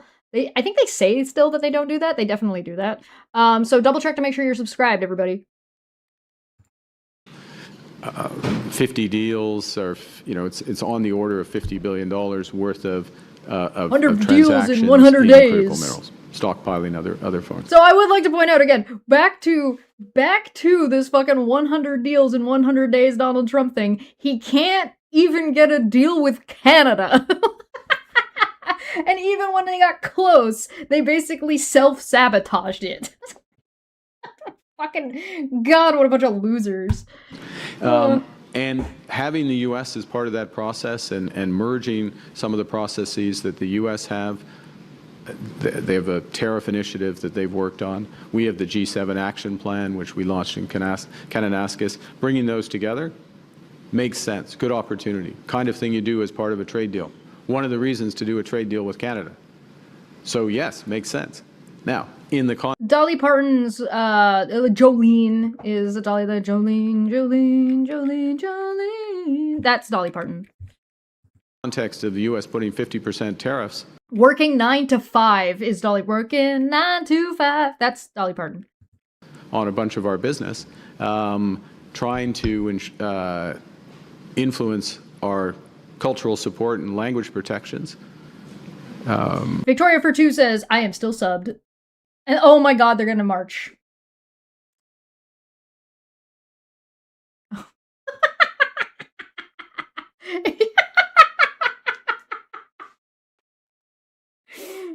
Be prepared. Okay. not agreeing to sensible economic terms for our core industry in autos, we've got a lot of demand for critical minerals, so there's less opportunity to cooperate with the United States. That is something that is a missed opportunity as a consequence of what's happened. But we didn't cause it to happen. Did they ask for exclusive access to our critical minerals? Yeah, if you wanna make this channel grow, like, subscribe, share on your socials if you can, and leave a comment. It actually boosts a lot in the algorithm. We would never give exclusive access. And did Canada do anything at the last minute that could have triggered this? Did you make any asks or offers? No, no. There's a short answer. From our perspective, we clarified what was on offer, and we're continually disappointed by the answers. Next question. Whoo! Continuously disappointed by the answers. Maka said, U.S. has already mentioned the St. Lawrence River being a security risk due to military manufacturing in Wisconsin and Michigan. Them pushing to take over the Great Lakes and shipping through the St. Lawrence and Northwest Passage / Baffin Island is a real threat. Yeah, I agree with you. Do you have a citation of where they were talking about, though? Because I don't think I've read that. Not that I doubt I don't doubt what you're saying. Prochaine question. Good morning, Greg Quinn, Market News. Your midnight statement mentioned part of the breakdown was the reliability of any deal. What do you say to other global business and what do you say to other business and government leaders around the world who can wonder if the U.S. can be trusted from here? If Donald Trump can't execute the art of the deal with friendly Canada, who can he do business with? Art of the deal. Yeah, I mean, if you execute a deal, you have to stand by that deal. And Canada stands by our agreements. We've stood by the term. I mean, we're only responding in the context of a series of unjustified tariffs that have been put in place, unjustified under we have a deal with the Americans. I mean, that's the thing. We have a deal with the Americans. The deal already it's called exists. CUSMA. We have side letters that clarify CUSMA, that was signed by Donald Trump. Behavior in steel, in aluminum, in autos. All of those are being violated day in, day out. They act as if, we have a deal. Okay, what message does that send? On the other side of the ledger, you have a country, Canada, that has a series of trade deals around the world that's expanding rapidly, that will continue to expand because we're trusted, because we're reliable, because we have things like critical minerals, many other aspects that the world wants. And a lot of the times when people look at North America, they look at United States and Canada, they are inevitably comparing the two of them. Inevitably. It's always been the case. Why are all the reporters sane-washing USA demands? I don't know. I don't know. I'm not sure. And so we're going to continue to pursue that.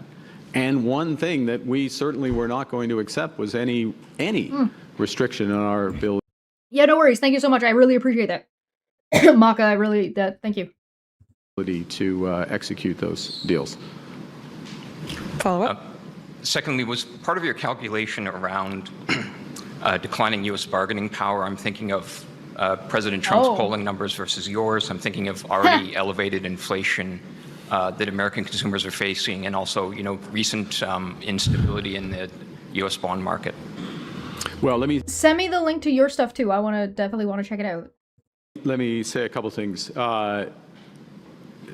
No. What we're focused on, as you know, is building Canada strong. It's putting Canada in a better position for Canadians, for all Canadians. Now, it happens to be the case that we are stronger and we're in a better position than we were 18 months ago, because we've recognized right from the start that we. Oh my God! Is that Goblin in a little tiny Star Trek uniform? Is that a little tiny goblin in a little tiny Star Trek uniform? I love him! That was amazing. We needed to focus on building at home. We needed to diversify abroad. Both of those have longer payoffs, but we're already starting to see some of the benefits of that. We recognized, and credit to the Minister of Finance, we recognized right from the start that we need to continue to maintain the strongest fiscal position in the G7, so that our borrowing, and we will borrow, but borrowing for investment, not for operating expenses, and that shift in borrowing. That's a big difference. There's a really big difference between taking out a loan to invest in something versus taking out a loan to maintain operating expenses, right? Those are two very, very, very different things. In there, and let me make this In one, if I need to clarify, it means in one circumstance, when you invest in something, the intention is that you're putting money in, you're going to get that money back and more of it, as opposed to you're just spending money and there's not the operating is your base, right? at this point, because the last part of your question, you know this well, that we are entering a phase where fiscal strength, discipline, focus is going to be very important. It's going to be scrutinized. I mean, it doesn't, I will say to Canadians at home, like, as someone who's been in and around financial markets for a long period of time, what I'm about to say doesn't make sense, but it's the way the world works, is that markets sometimes ignore these fundamentals, and then all of a sudden they focus on them. And when they focus on them, if you don't have your house in order, it's too late. We have our No, that makes sense to me. Does that make sense to you guys? Is there any part about what he just said that didn't make sense? house in order, and we're getting stronger. So. Next question. Hi, Prime Minister. Tom Parry with CBC. Can you talk more about what the United States was demanding Canada do with its other trading partners? Were they asking us to impose tariffs on other countries in conjunction with them? Yeah, no, by all means. I like making friends, if you want to share. Tom, there were elements of that, and in certain sectors.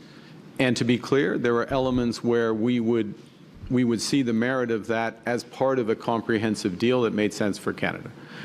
So if you have an integrated auto market and you want to have an integrated steel market, for example, related aluminum market, then and you have concerns, as we do, as the Americans do, about non-market economies, about transshipment of steel, for an example, through third countries, etc. How much you want to bet the Trump administration was just mad that it's called transshipment?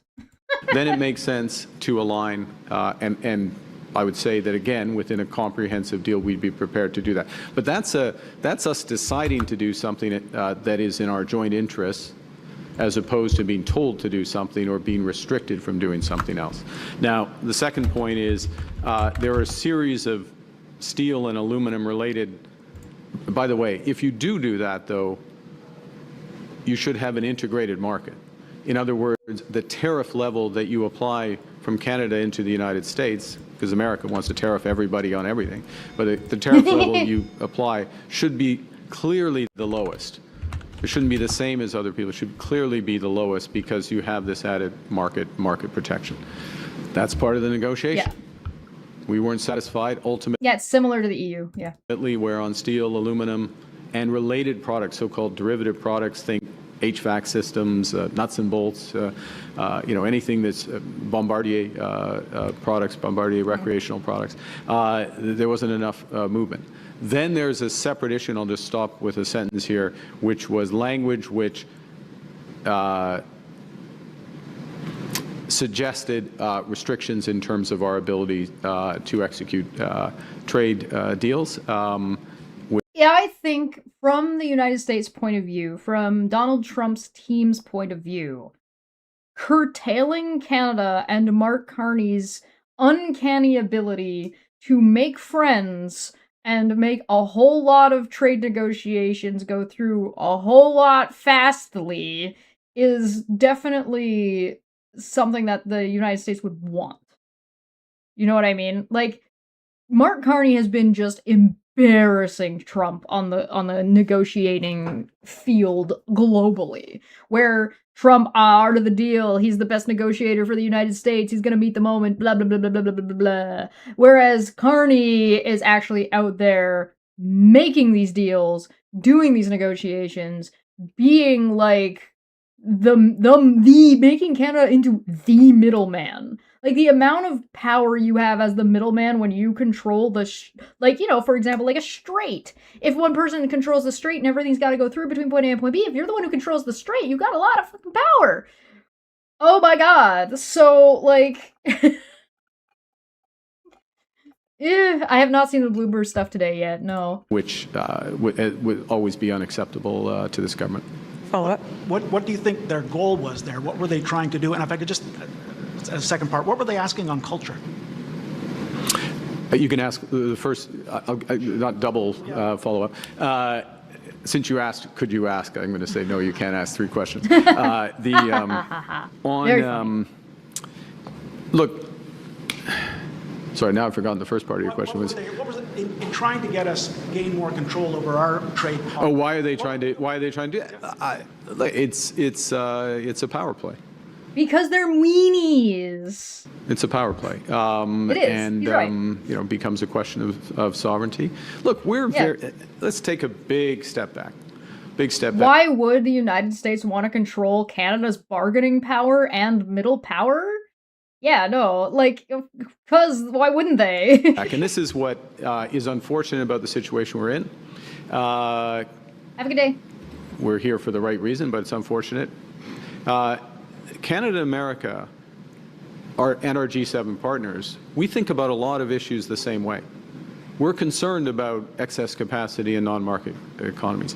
We care deeply about forced labor, child labor.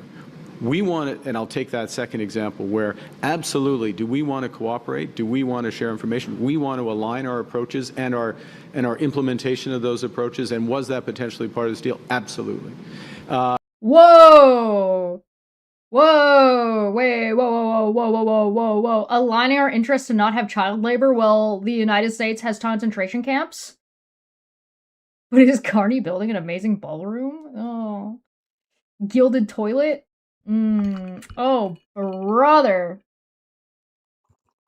There's a host of other things where absolutely we want to work together, but when it moves into restrictions and using Canada effectively as more leverage for America, clearly that's Canadians wouldn't accept that.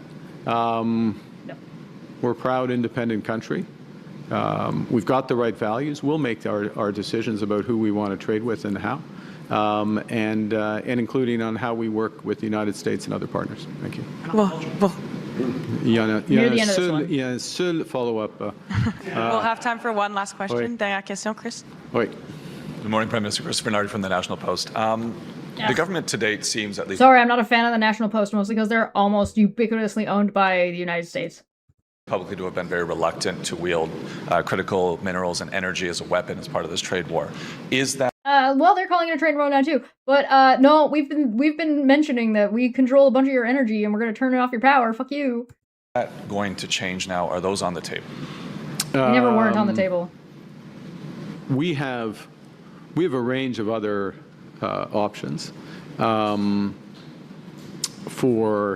to protect our industry. You know, first and foremost, what are we looking to do with our counter tariffs? It's to protect industries that are disadvantaged by the American trade action. This is a difference of whether or not it's funny. Is it funny to turn off and say we're going to turn off the power to the whole northeastern coast of the United States? Yeah, it's funny. Is it effective to get what we want, and what do we want? So the answer is probably not the best idea and would be like a last resort situation.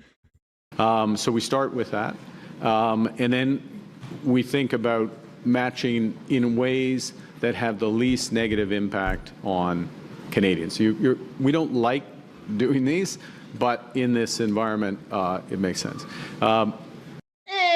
Yeah. Sure. One of the things that's happening, I'm going to answer your question this way.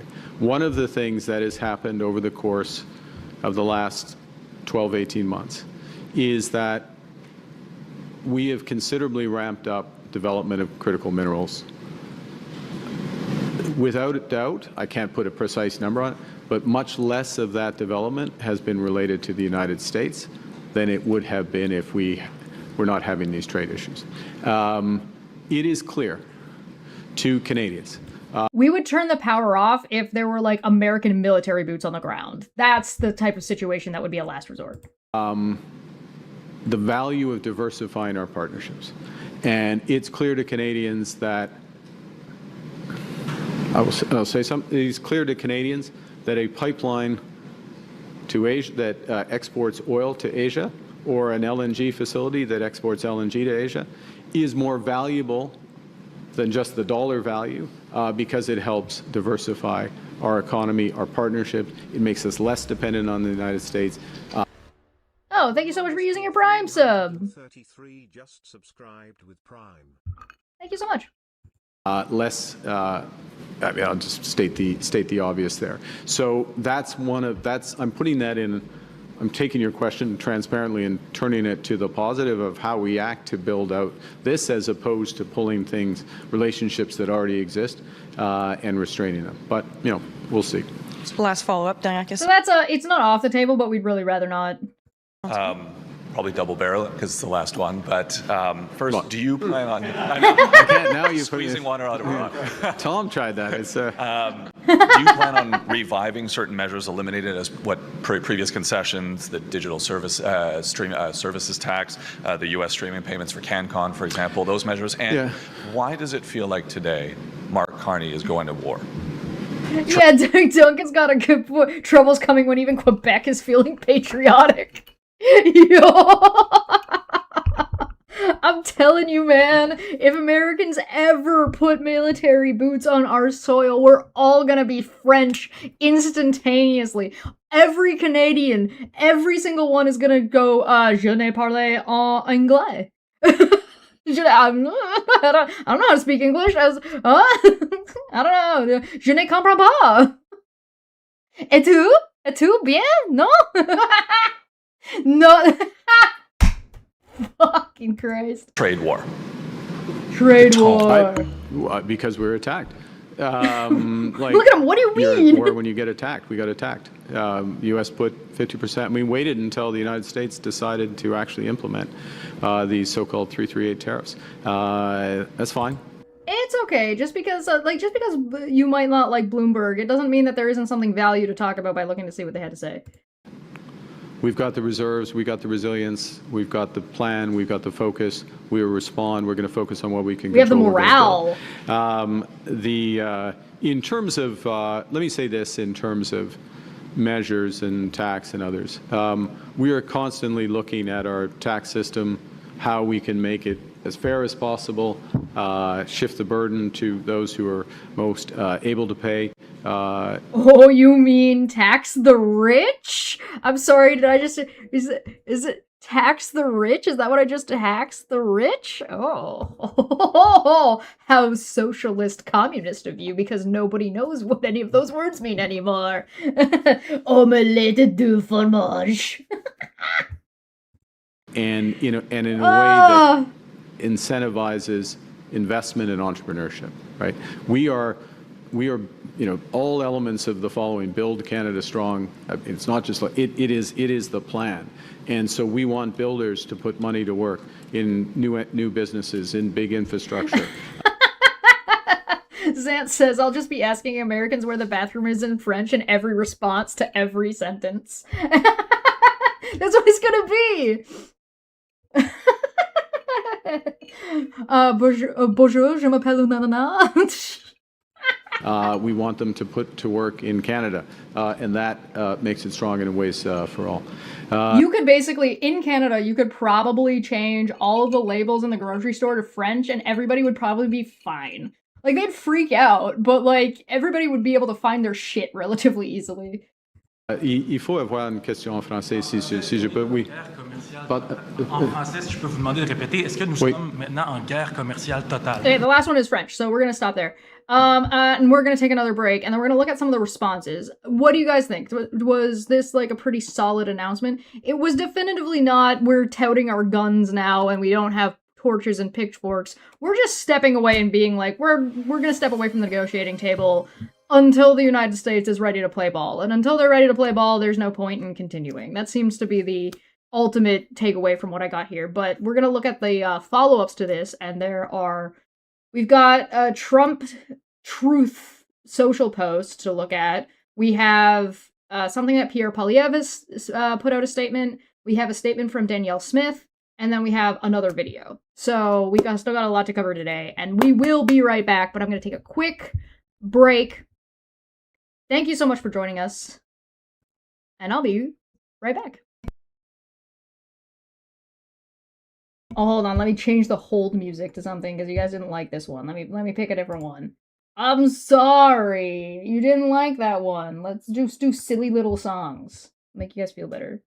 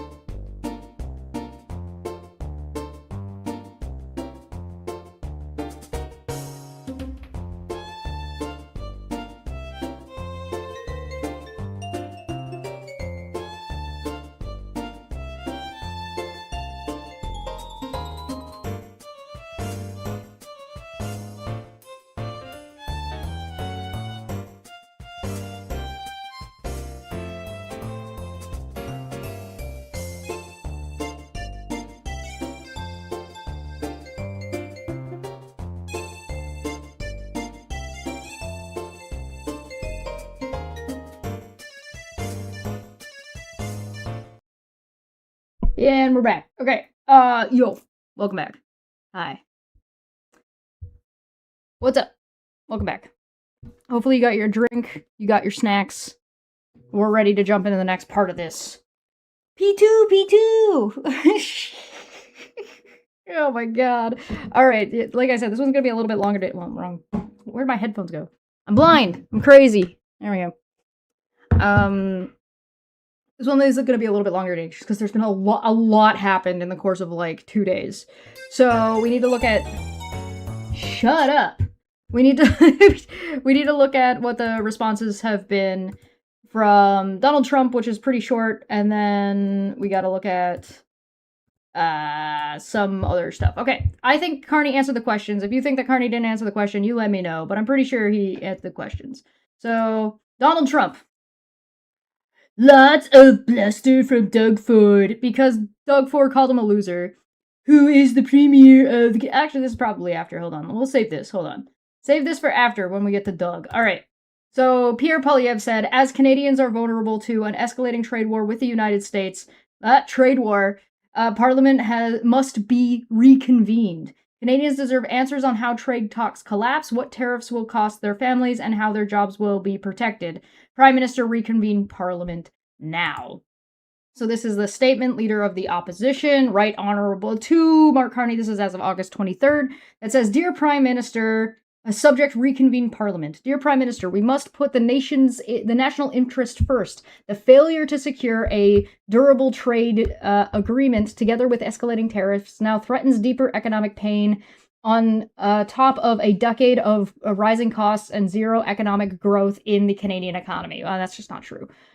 Canadians elect Parliament to defend their interests and decide the hard questions. Those questions can no longer wait. The official opposition has a duty to ask questions and hold the government to account.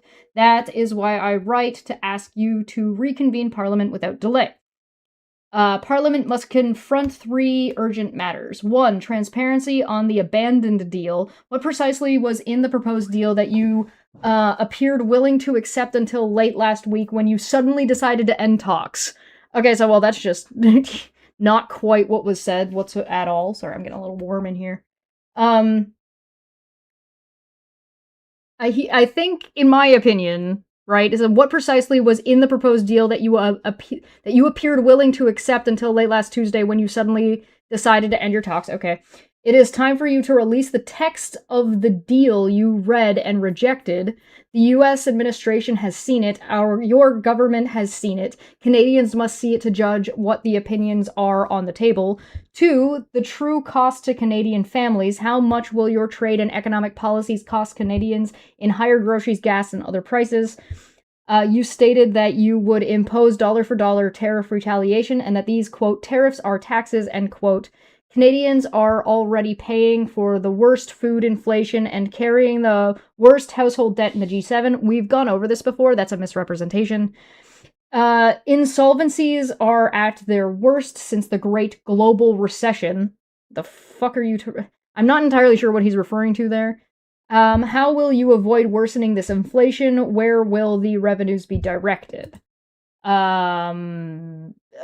The defense of Canadian jobs and industry. How will you protect the steel, aluminum, lumber, and auto jobs threatened by tariffs? Canada was the only G7 economy to enter recession in this last year. That's not quite true. With the lowest growth of the group and the second highest unemployment, I'd have to double check those numbers, Parliament must enact real tax and regulatory reform and reduction to jolt our economy back to life. Will you commit to eliminating the industrial carbon tax, repealing anti-development bills C-69 and C-48, and approving the 500 economic projects your government has stalled? Transparency is especially important after you claimed that Canada would fully repay construction debt used to build the Gordie Howe Bridge before sharing the tolls with the United States. I don't even know if that's true anymore. If that's still the case. That was false, but the truth only became public when we saw the deal. Parliament. God damn it, Poilievre. How have you been in government your entire career and still suck at this? Is it because you were raised by Harper? And Harper was a neglectful daddy to you. Parliament's duty is to hold government accountable. That job has never been more pressing. Our mission is an economy that is affordable and sovereign, stronger take-home pay, safer streets, and secure borders within a self-reliant Canada. Bro, this man cannot get away from his catchphrases. In a crisis that defines the future of our people and our country, Conservatives are ready to return to Parliament to act with urgency our people demand and to put Canada first. Yours sincerely, Pierre Poilievre. So I would like to point out he mentioned Bill C9, Bill 40, Bill C48. So we got 2 more. So remember last time when I spent 10 hours reading all the bills that he brought up in his 30 seconds? Yeah, we got 2 more to do. So make sure you add them to the list. And so this was just him being like, yeah, Canadians are... Then we have Danielle Smith, who said, Canadians have every reason to be upset. Danielle has been flip-flopping recently, by the way. Canadians have every reason to be upset with the breakdown in the trade negotiations with the United States. The U.S. tariffs are harmful to both countries and are straining one of the most successful trading relationships on Earth. This is true. Canada is now facing significant job losses, and Alberta will do our part to help Canadian businesses, workers, and families during these uncertain times. Today, I had the opportunity to talk to Ontario Premier Doug Ford. I recognize at Ford Nation. Oh, that stupid fucking tag. I recognize that these tariffs have a disproportionate impact on Ontario businesses, and I've offered my support on how we can constructively work together to strengthen the Canadian economy. Well, that's nice. A strong energy sector creates a strong Canada. It can provide the revenue all levels of government will need to support other impacted sectors. That's why we are committed to accelerating the construction of pipelines, including the Northern Shield pipeline from Alberta to Ontario, and the oil pipeline to the West Coast and other critical export infrastructure. I am not convinced that West Coast pipeline is feasible. Through the Northern Shield, maybe. Out like that direction towards Hudson's Bay, maybe. That might be something that's feasible and workable, but the West Coast trying to go through the Rocky Mountains is like fucking next to impossible. As I've said in the past, cutting off Alberta energy exports to the US would be extremely harmful to Canadians and not a viable option. I don't think that's... Okay, whatever.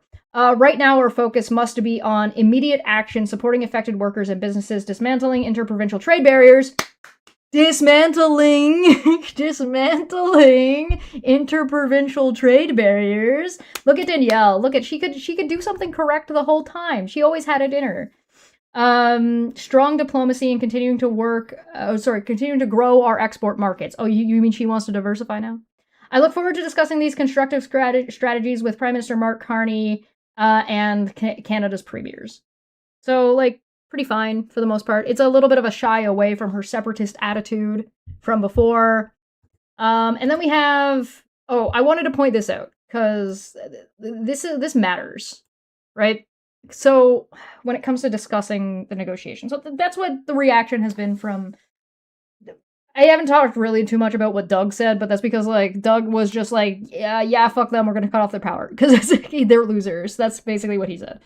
Yeah,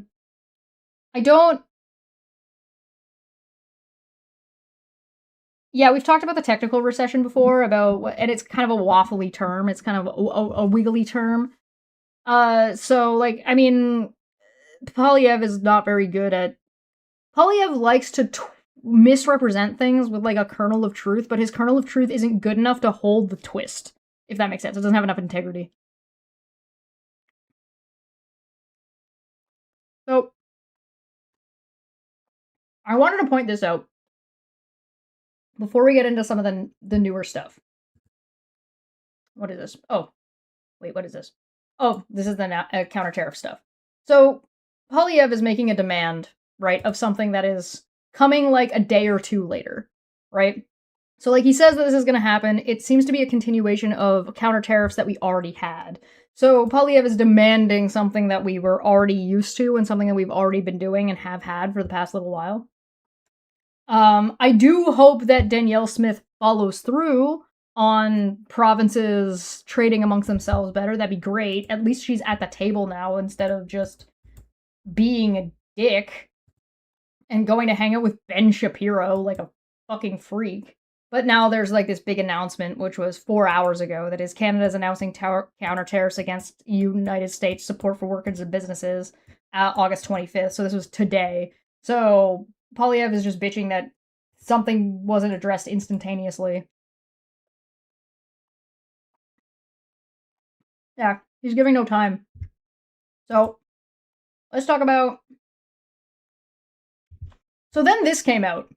All right? I don't like AI. I am not a fan of AI.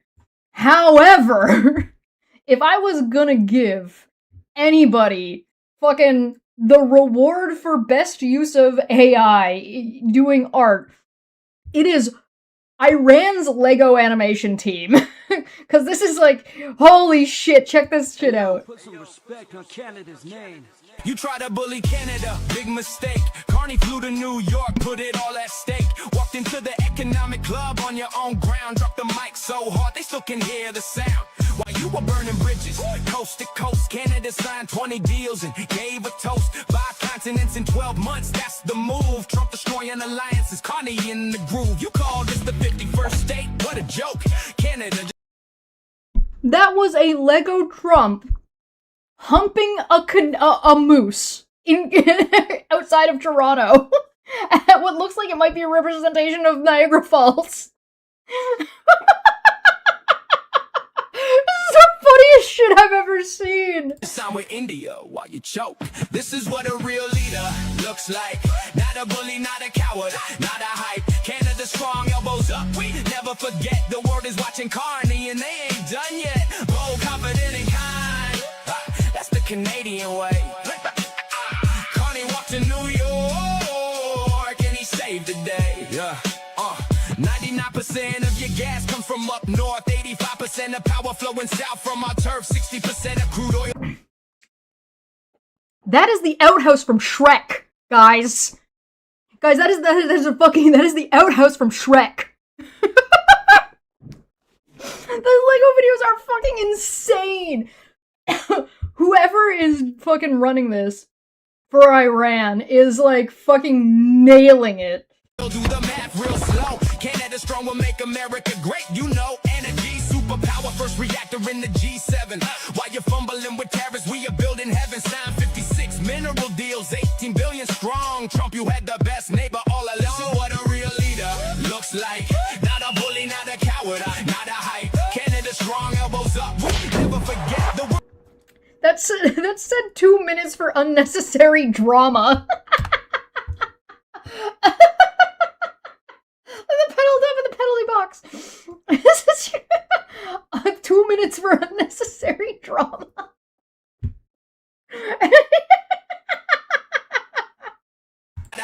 Canada strong, elbows up. Never forget the world is watching Carney and they ain't done yet. Bold, confident, and kind. That's the Canadian way. Carney walked to New York and he saved the day. Australians saying swap the US for Canada, please. The whole world wants to be your neighbor overseas. 38% approval, that's what Trump has earned. While UK gives Canada 83, lesson learned. Carney quoted Doocy Dodge, trapped the XC's face. Reminded everyone who's losing in this race. Trust is Canada's greatest resource of them all. In a world full of chaos, Canada stands tall. We will never forget, never, not a chance. To be fair, if there is one thing that is like very historically Canadian, it is that when shit hits the fan, Canada's usually already there. So, like, for example, Ukraine, Canada has been supporting the entire time and has military officials over there. When Russia started flying drones into Poland territory, Canada was already in Poland, being like, "Hey guys, hey there, bud, what's going on?" So, like, man. Trump, you picked the wrong neighbor for this day. A stronger Canada helps make the world great again. Real leaders don't bully. Real leaders don't pretend. What is this?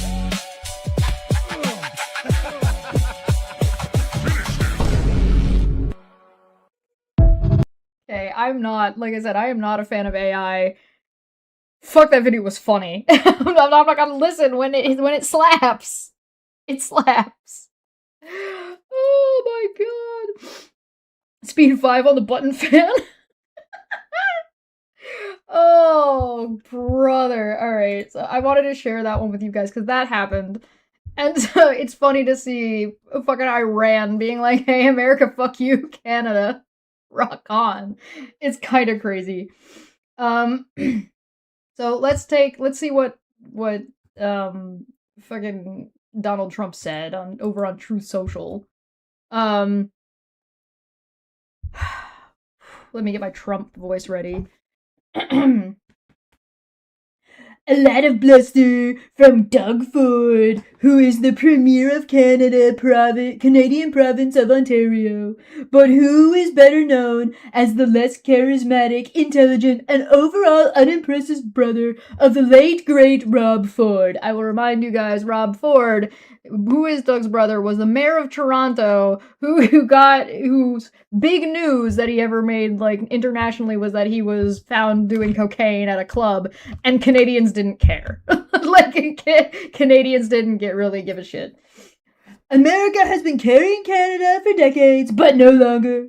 The U.S. will always be fair. Well, the U.S. will always be far bigger, richer, and stronger than Canada. Without the United States, Canada couldn't survive. It's where they get all their money, and because of their current bad leadership, primarily Governor Carney and his flunky Ford, they will not be allowed to keep taking advantage of the United States. They're key to survival. Remember, much of the electricity, oil, and gas that Canada gets is transported through the USA. Someone should get these clowns to fall in line, or the consequences for Canada will be far worse. Canada's unemployment rate is now 10% and rapidly rising. Their businesses are fleeing to the United States, and it's all because of their failed policies and inept leadership. The days of ripping off our farmers and our businesses are over. Thank you for your attention in this matter, President Donald J. Trump. And this was as of August 24th. I don't actually have the clip of Ford. Do you think I can find it? Hold on. So we want to see what Doug Ford said to piss off his response to tariffs that made I mean, we really want to watch another 40 minutes? Do we have like just him talking? 2 hours. Oh, here's him from 2 hours ago.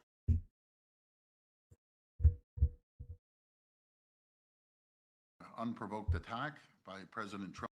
Canada is set to announce retaliatory tariffs at the top of the hour. And now I'm pleased to welcome someone to the show who knows a lot about this issue.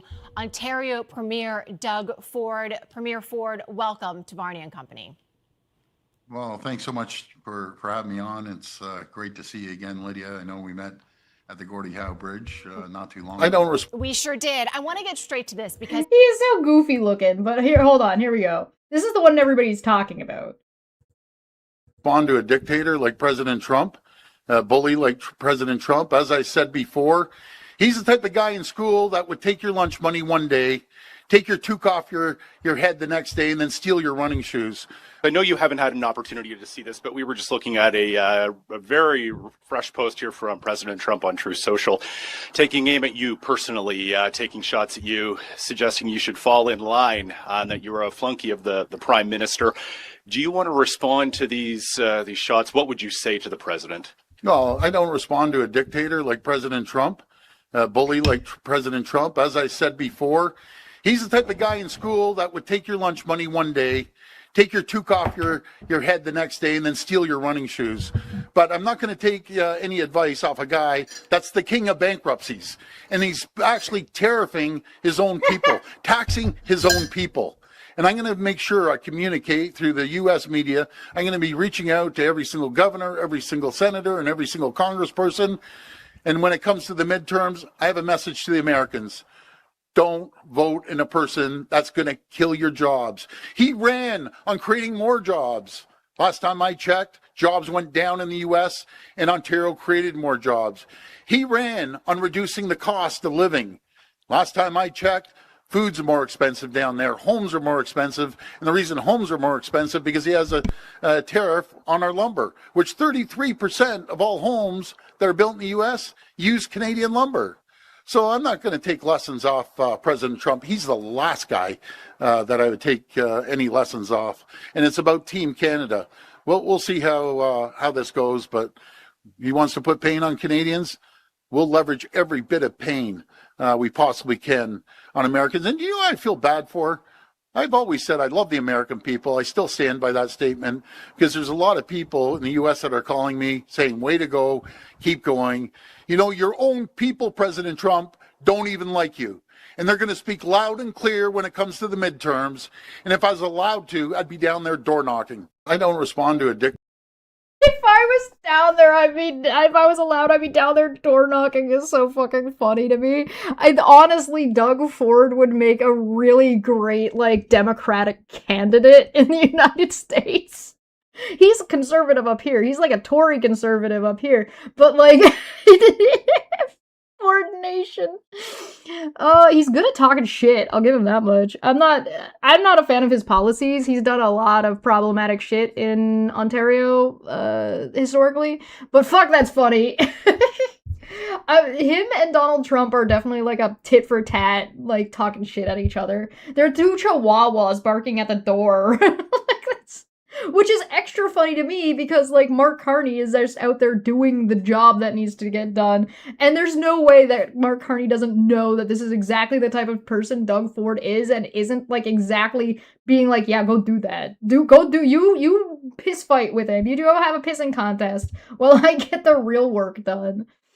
Oh my god. If you took Doug Ford and made him 10 times worse, he'd still be better than Trump. Yeah, Trump's really bad. Okay, so we have one other thing to look at. Two other things to look at, sorry. This was the other announcement that was made, 1 day ago. This was, speaks about Trump's tariffs threats, so this was on the 24th.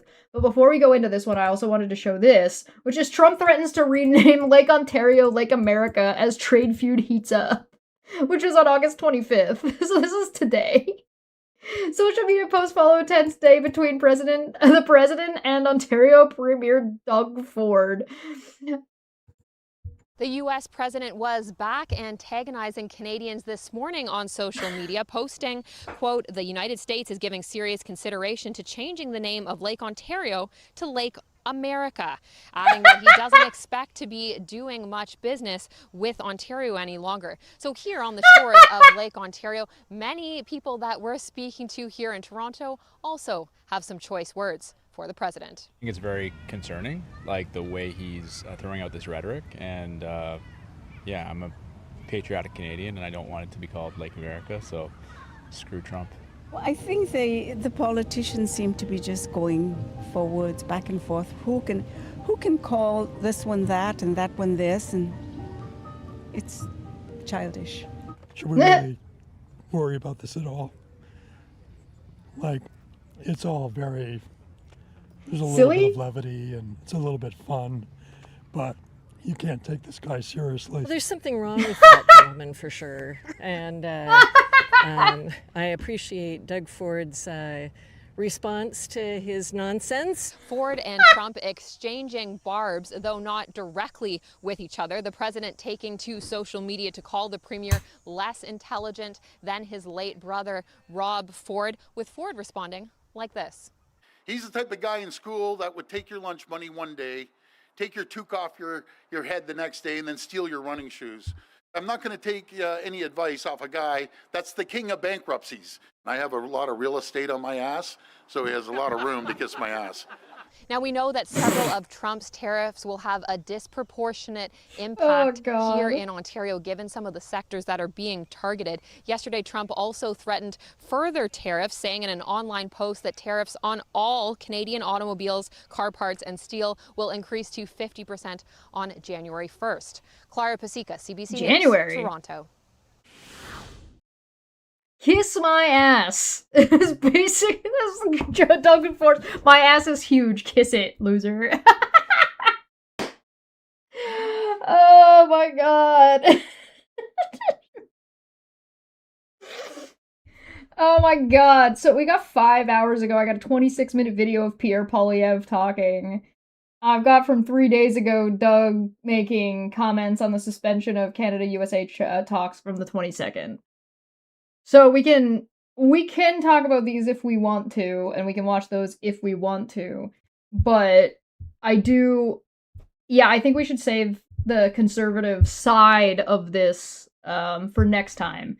But I do want to look at this one. And this one is a little bit long, so we are gonna, like, settle in, guys. Like, settle in. We got some time still. Here's the thing. Specifically about this. Like, about this fucking... Trump threatens to rename Lake Ontario to Lake America. You're only gonna change the name in the United States. If you change the name in the United States, it doesn't mean it's gonna change globally. Also... Canada is part of America, you dipshit.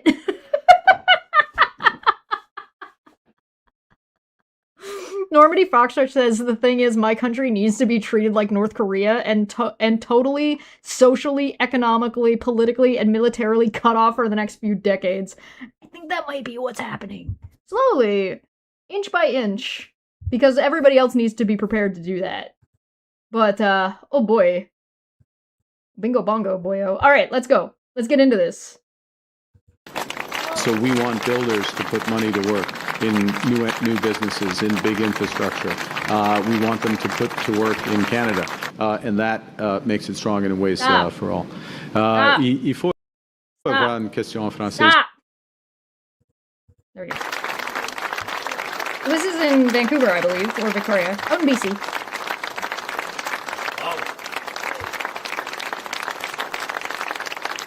Bonjour tout le monde. Quel bonheur d'être ici, une si belle journée et si bien entouré. Monsieur le Premier ministre, Madame la Première ministre Fréchette. Yeah, Trump is just trying to insult Canadians, but if you noticed from the interviews, Canadians are like, you can't take this man seriously. None of us care. Le ministre de la Défense, mon collègue David McGuinty, merci pour ton aide, ton leadership. Chers collègues, députés et ministres de l'Assemblée nationale, je pense entre autres à Bernard Drinville qui nous accueille ici chez lui. Chers collègues de la Chambre des communes,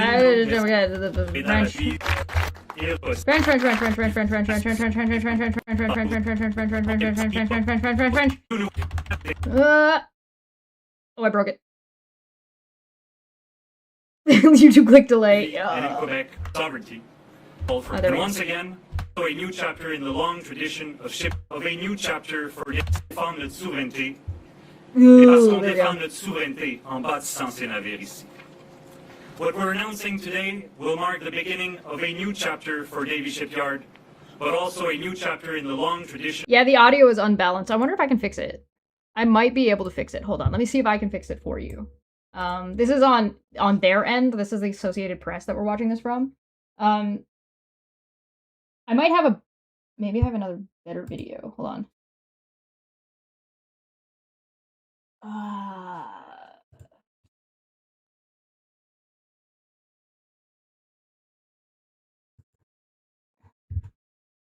Bonjour tout le monde. Oh, that's better.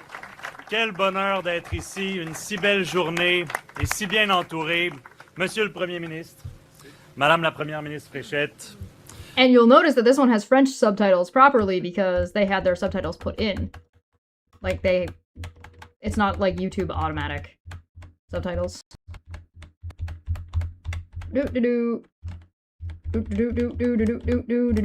Alright. Because the ships we build here will defend our sovereignty. And because we defend our sovereignty by building these ships here. C'est là le sens de l'annonce d'aujourd'hui, pour laquelle j'ai l'immense honneur de vous présenter le Premier ministre du Canada, le très honorable Mark Carney. Merci beaucoup. Merci. Bonjour tout le monde. Je veux ajouter mes remerciements. Where the hell is my subtitles for English? Get that.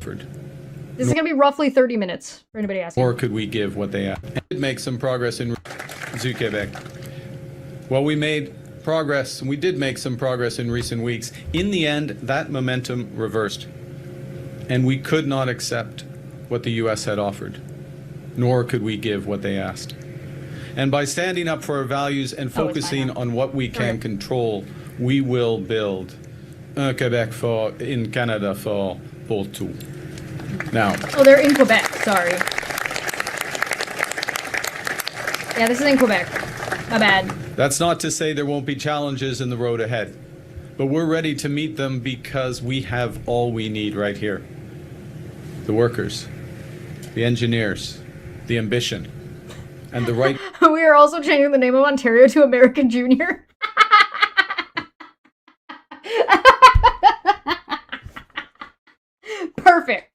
Perfect. Yeah, I like to I like to like irk Americans. I've been irking people from the United States for a little while by calling them the unnamed, loosely united states of Middle North America.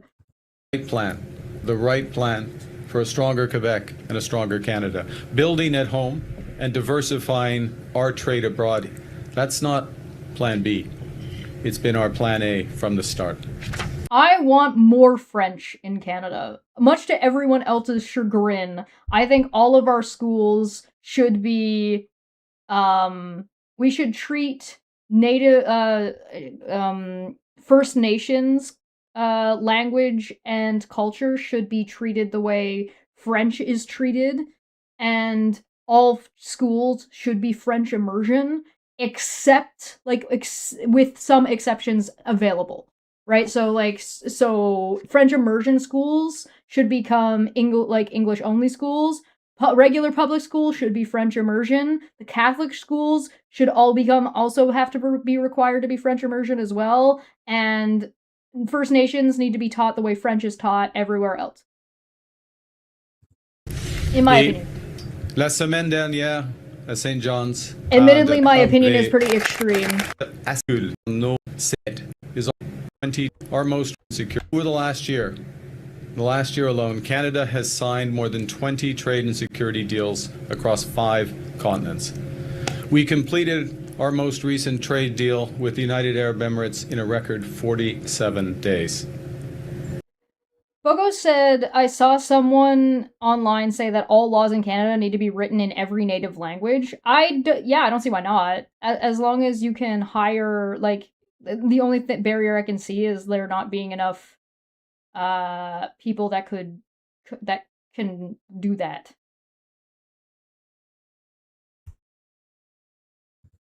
Canada is now the best connected economy in the world.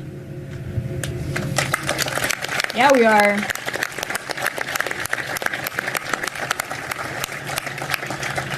Canadian businesses now enjoy tariff-free access to 1.5 billion consumers.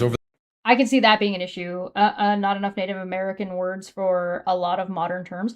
I don't have the answer to that. You'd have to talk to somebody who is part of the First Nations groups. I don't have an answer for you. I would propose that to them and see what they think about it. And then if they have solutions or if that's something they even want. Over the next 6 months, we will double that number through new trade deals with ASEAN and India. This fall, we will begin intense discussions with the European Union, the world's second largest economy, to build a much stronger and deeper economic and security partnership. Okay, yeah, now, we can build such unparalleled access because we're trusted, because we're reliable, and because we have what the world wants. Do you write Quebec or Quebec? It depends on whether or not I have my keyboard on or if I'm using my phone and I have my keyboard turned on to the French option. But our connections depend on accessible, secure sea routes that carry our world-class products. The St. Lawrence, one of the world's great trade arteries. Yes. 1959. Determined to build our own future by connecting the St. Lawrence to the Great Lakes, Canada opened the St. Lawrence Seaway. 7 locks, 300 kilometers, built in just 5 years. Québec. Près de 37 années, par 12 millions d'années de toits Une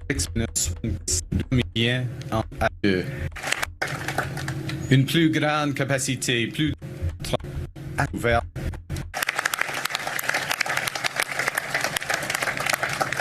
Today, we're announcing the largest shipbuilding initiative in Quebec's history. That's The big. government of Canada will invest more than $11 billion to build 6 new program icebreakers for the Canadian Coast Guard in partnership with Chantier Davy. Good. Maybe that'll mean that fucking ICE agents will stop trying to, like, abduct and terrorize people on our side of the water, for fuck's sakes. Right.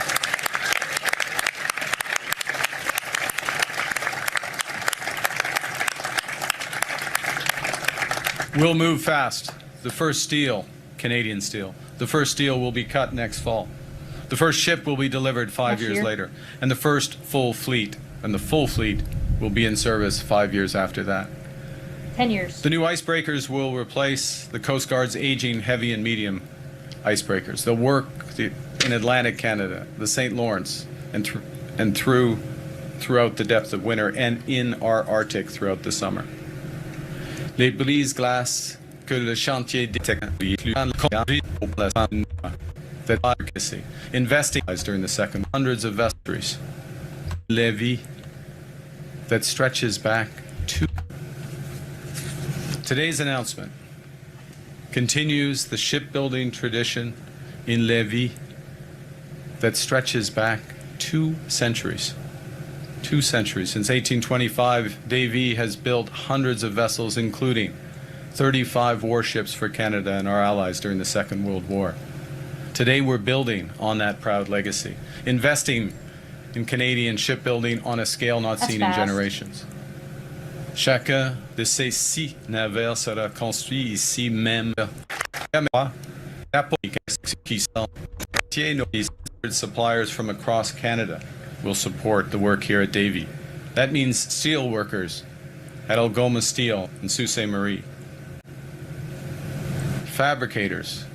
I'm curious, about what Normandy Foxtrot in this chat is saying right now about the Arctic, as well as like with the schism between Canada and the United States, and what it has to do, and how that affects the defense of both Canada and the United States from both China and Russia when it comes to the Arctic Circle.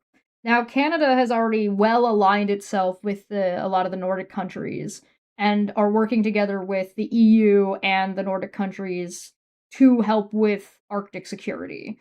So we, to a degree, low-key, have already bolstered what Canada is capable of. On top of that, there is, depending on the relationship between China and Canada, is going to greatly affect what Russia and what happens between Russia and Ukraine as Russia slowly bleeds out and dies in this war, will affect what Russia wants to do and how long it's going to take Russia to do it when it comes to the Arctic, or if Russia tries to bolster its hatred toward the United States and uses that schism between Canada and the United States to attack the United States, or uses it to attack Canada. Right now, it seems more likely that they'd use it to attack Canada as opposed to the United States, but I mean, there's not really much of a guarantee once Donald Trump is out of office, and I think it'll take them longer than that. Red Cedar in the chat said, Panama is experiencing a drought. They are looking at restricting ships through the canal that can put more pressure to use the Northwest Passage. Yeah, definitely. Yeah, either way, the United States loses. Yeah, the United States has done a really good job, or the Trump administration has done a really good job of putting the United States on a whole in a really bad lose-lose situation. Soon it will be Ukraine and greater Ukraine. At Brennan Steel in Brampton, Ontario. Steel specialists at Stigerstal in Hamilton, all working together, producing and preparing and supplying the high-grade marine steel that forms the backbone of these ships. So that's the steel coming from Ontario to help build in Quebec, which again, projects like these are the things that help ease the tensions and the difficulties of trade between the provinces. So like I said, it's slow going, but it is moving. It also means designers and manufacturers at Humboldt Industries in Chester, Nova Scotia, supplying the advanced marine equipment that these vessels carry. Les travailleurs d'échafaud Russia is more likely to treat felt across the country. Today's announcement is an example of our defense industrial strategy in action. When Canada built Yeah, Russia is more likely to treat the Arctic route in a way that Iran is doing with Hormuz. Something they can use for geopolitical leverage by fairly cheaply threatening it with mostly based launchers and mining. Yeah, I think you're right about that. However, the United States is, first off, not like, if you want to compare the two, like Hormuz and the Northwest Territories, there's a really big difference, and it's that Canada's there. The United States is very, very geographically far away. Oh, my computer's starting to do that thing again. Geographically far away from Iran.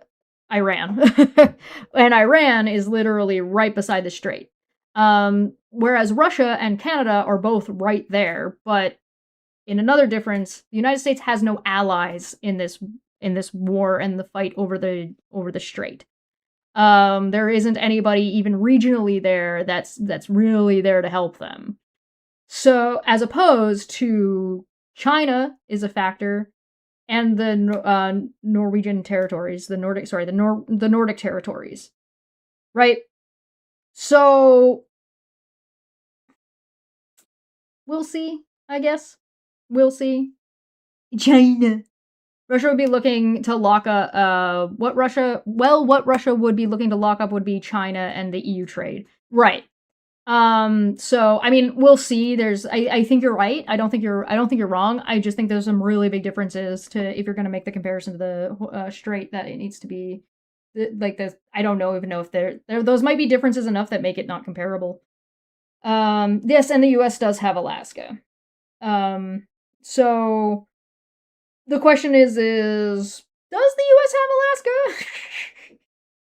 And is the United States going to try to side with Russia in blocking trade between China and the EU? And then where does Canada and then other Nordic countries fall in that type of scenario?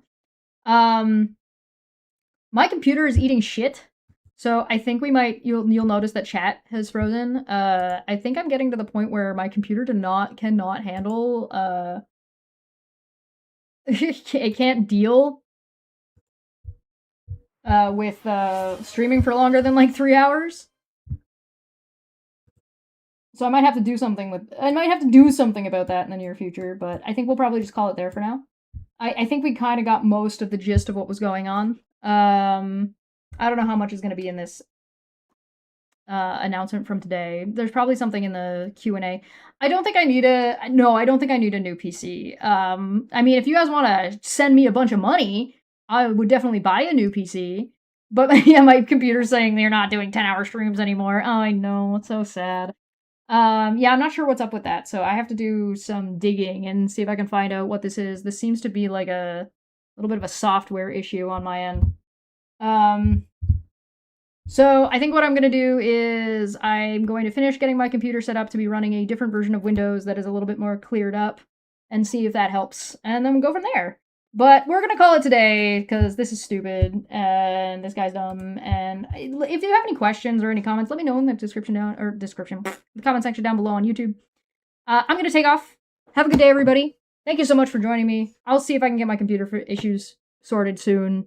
TM. There's some videos coming out as well. And don't let me forget that there's 2 bills I'm supposed to read because Pierre Poilievre's a dipshit. What was that? Bill C-69 and Bill C-48, I think. So, let me know. Thank you so much, and I'll see you guys soon. Go check out Debate Hub Official. There's another stream coming up on Wednesday. Not tomorrow, the following Wednesday, with Landon, Barry, and Chris again, talking about the Singularity some more.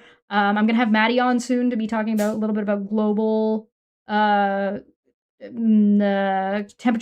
temperature changes and climate change. She's a PhD in meteorology.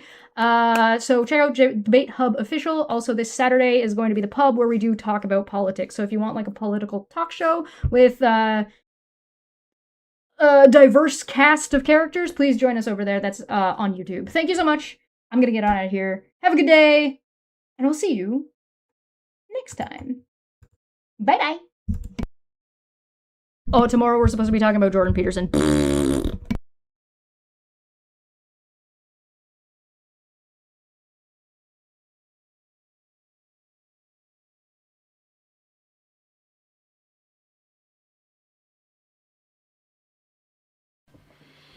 You don't want to be like this.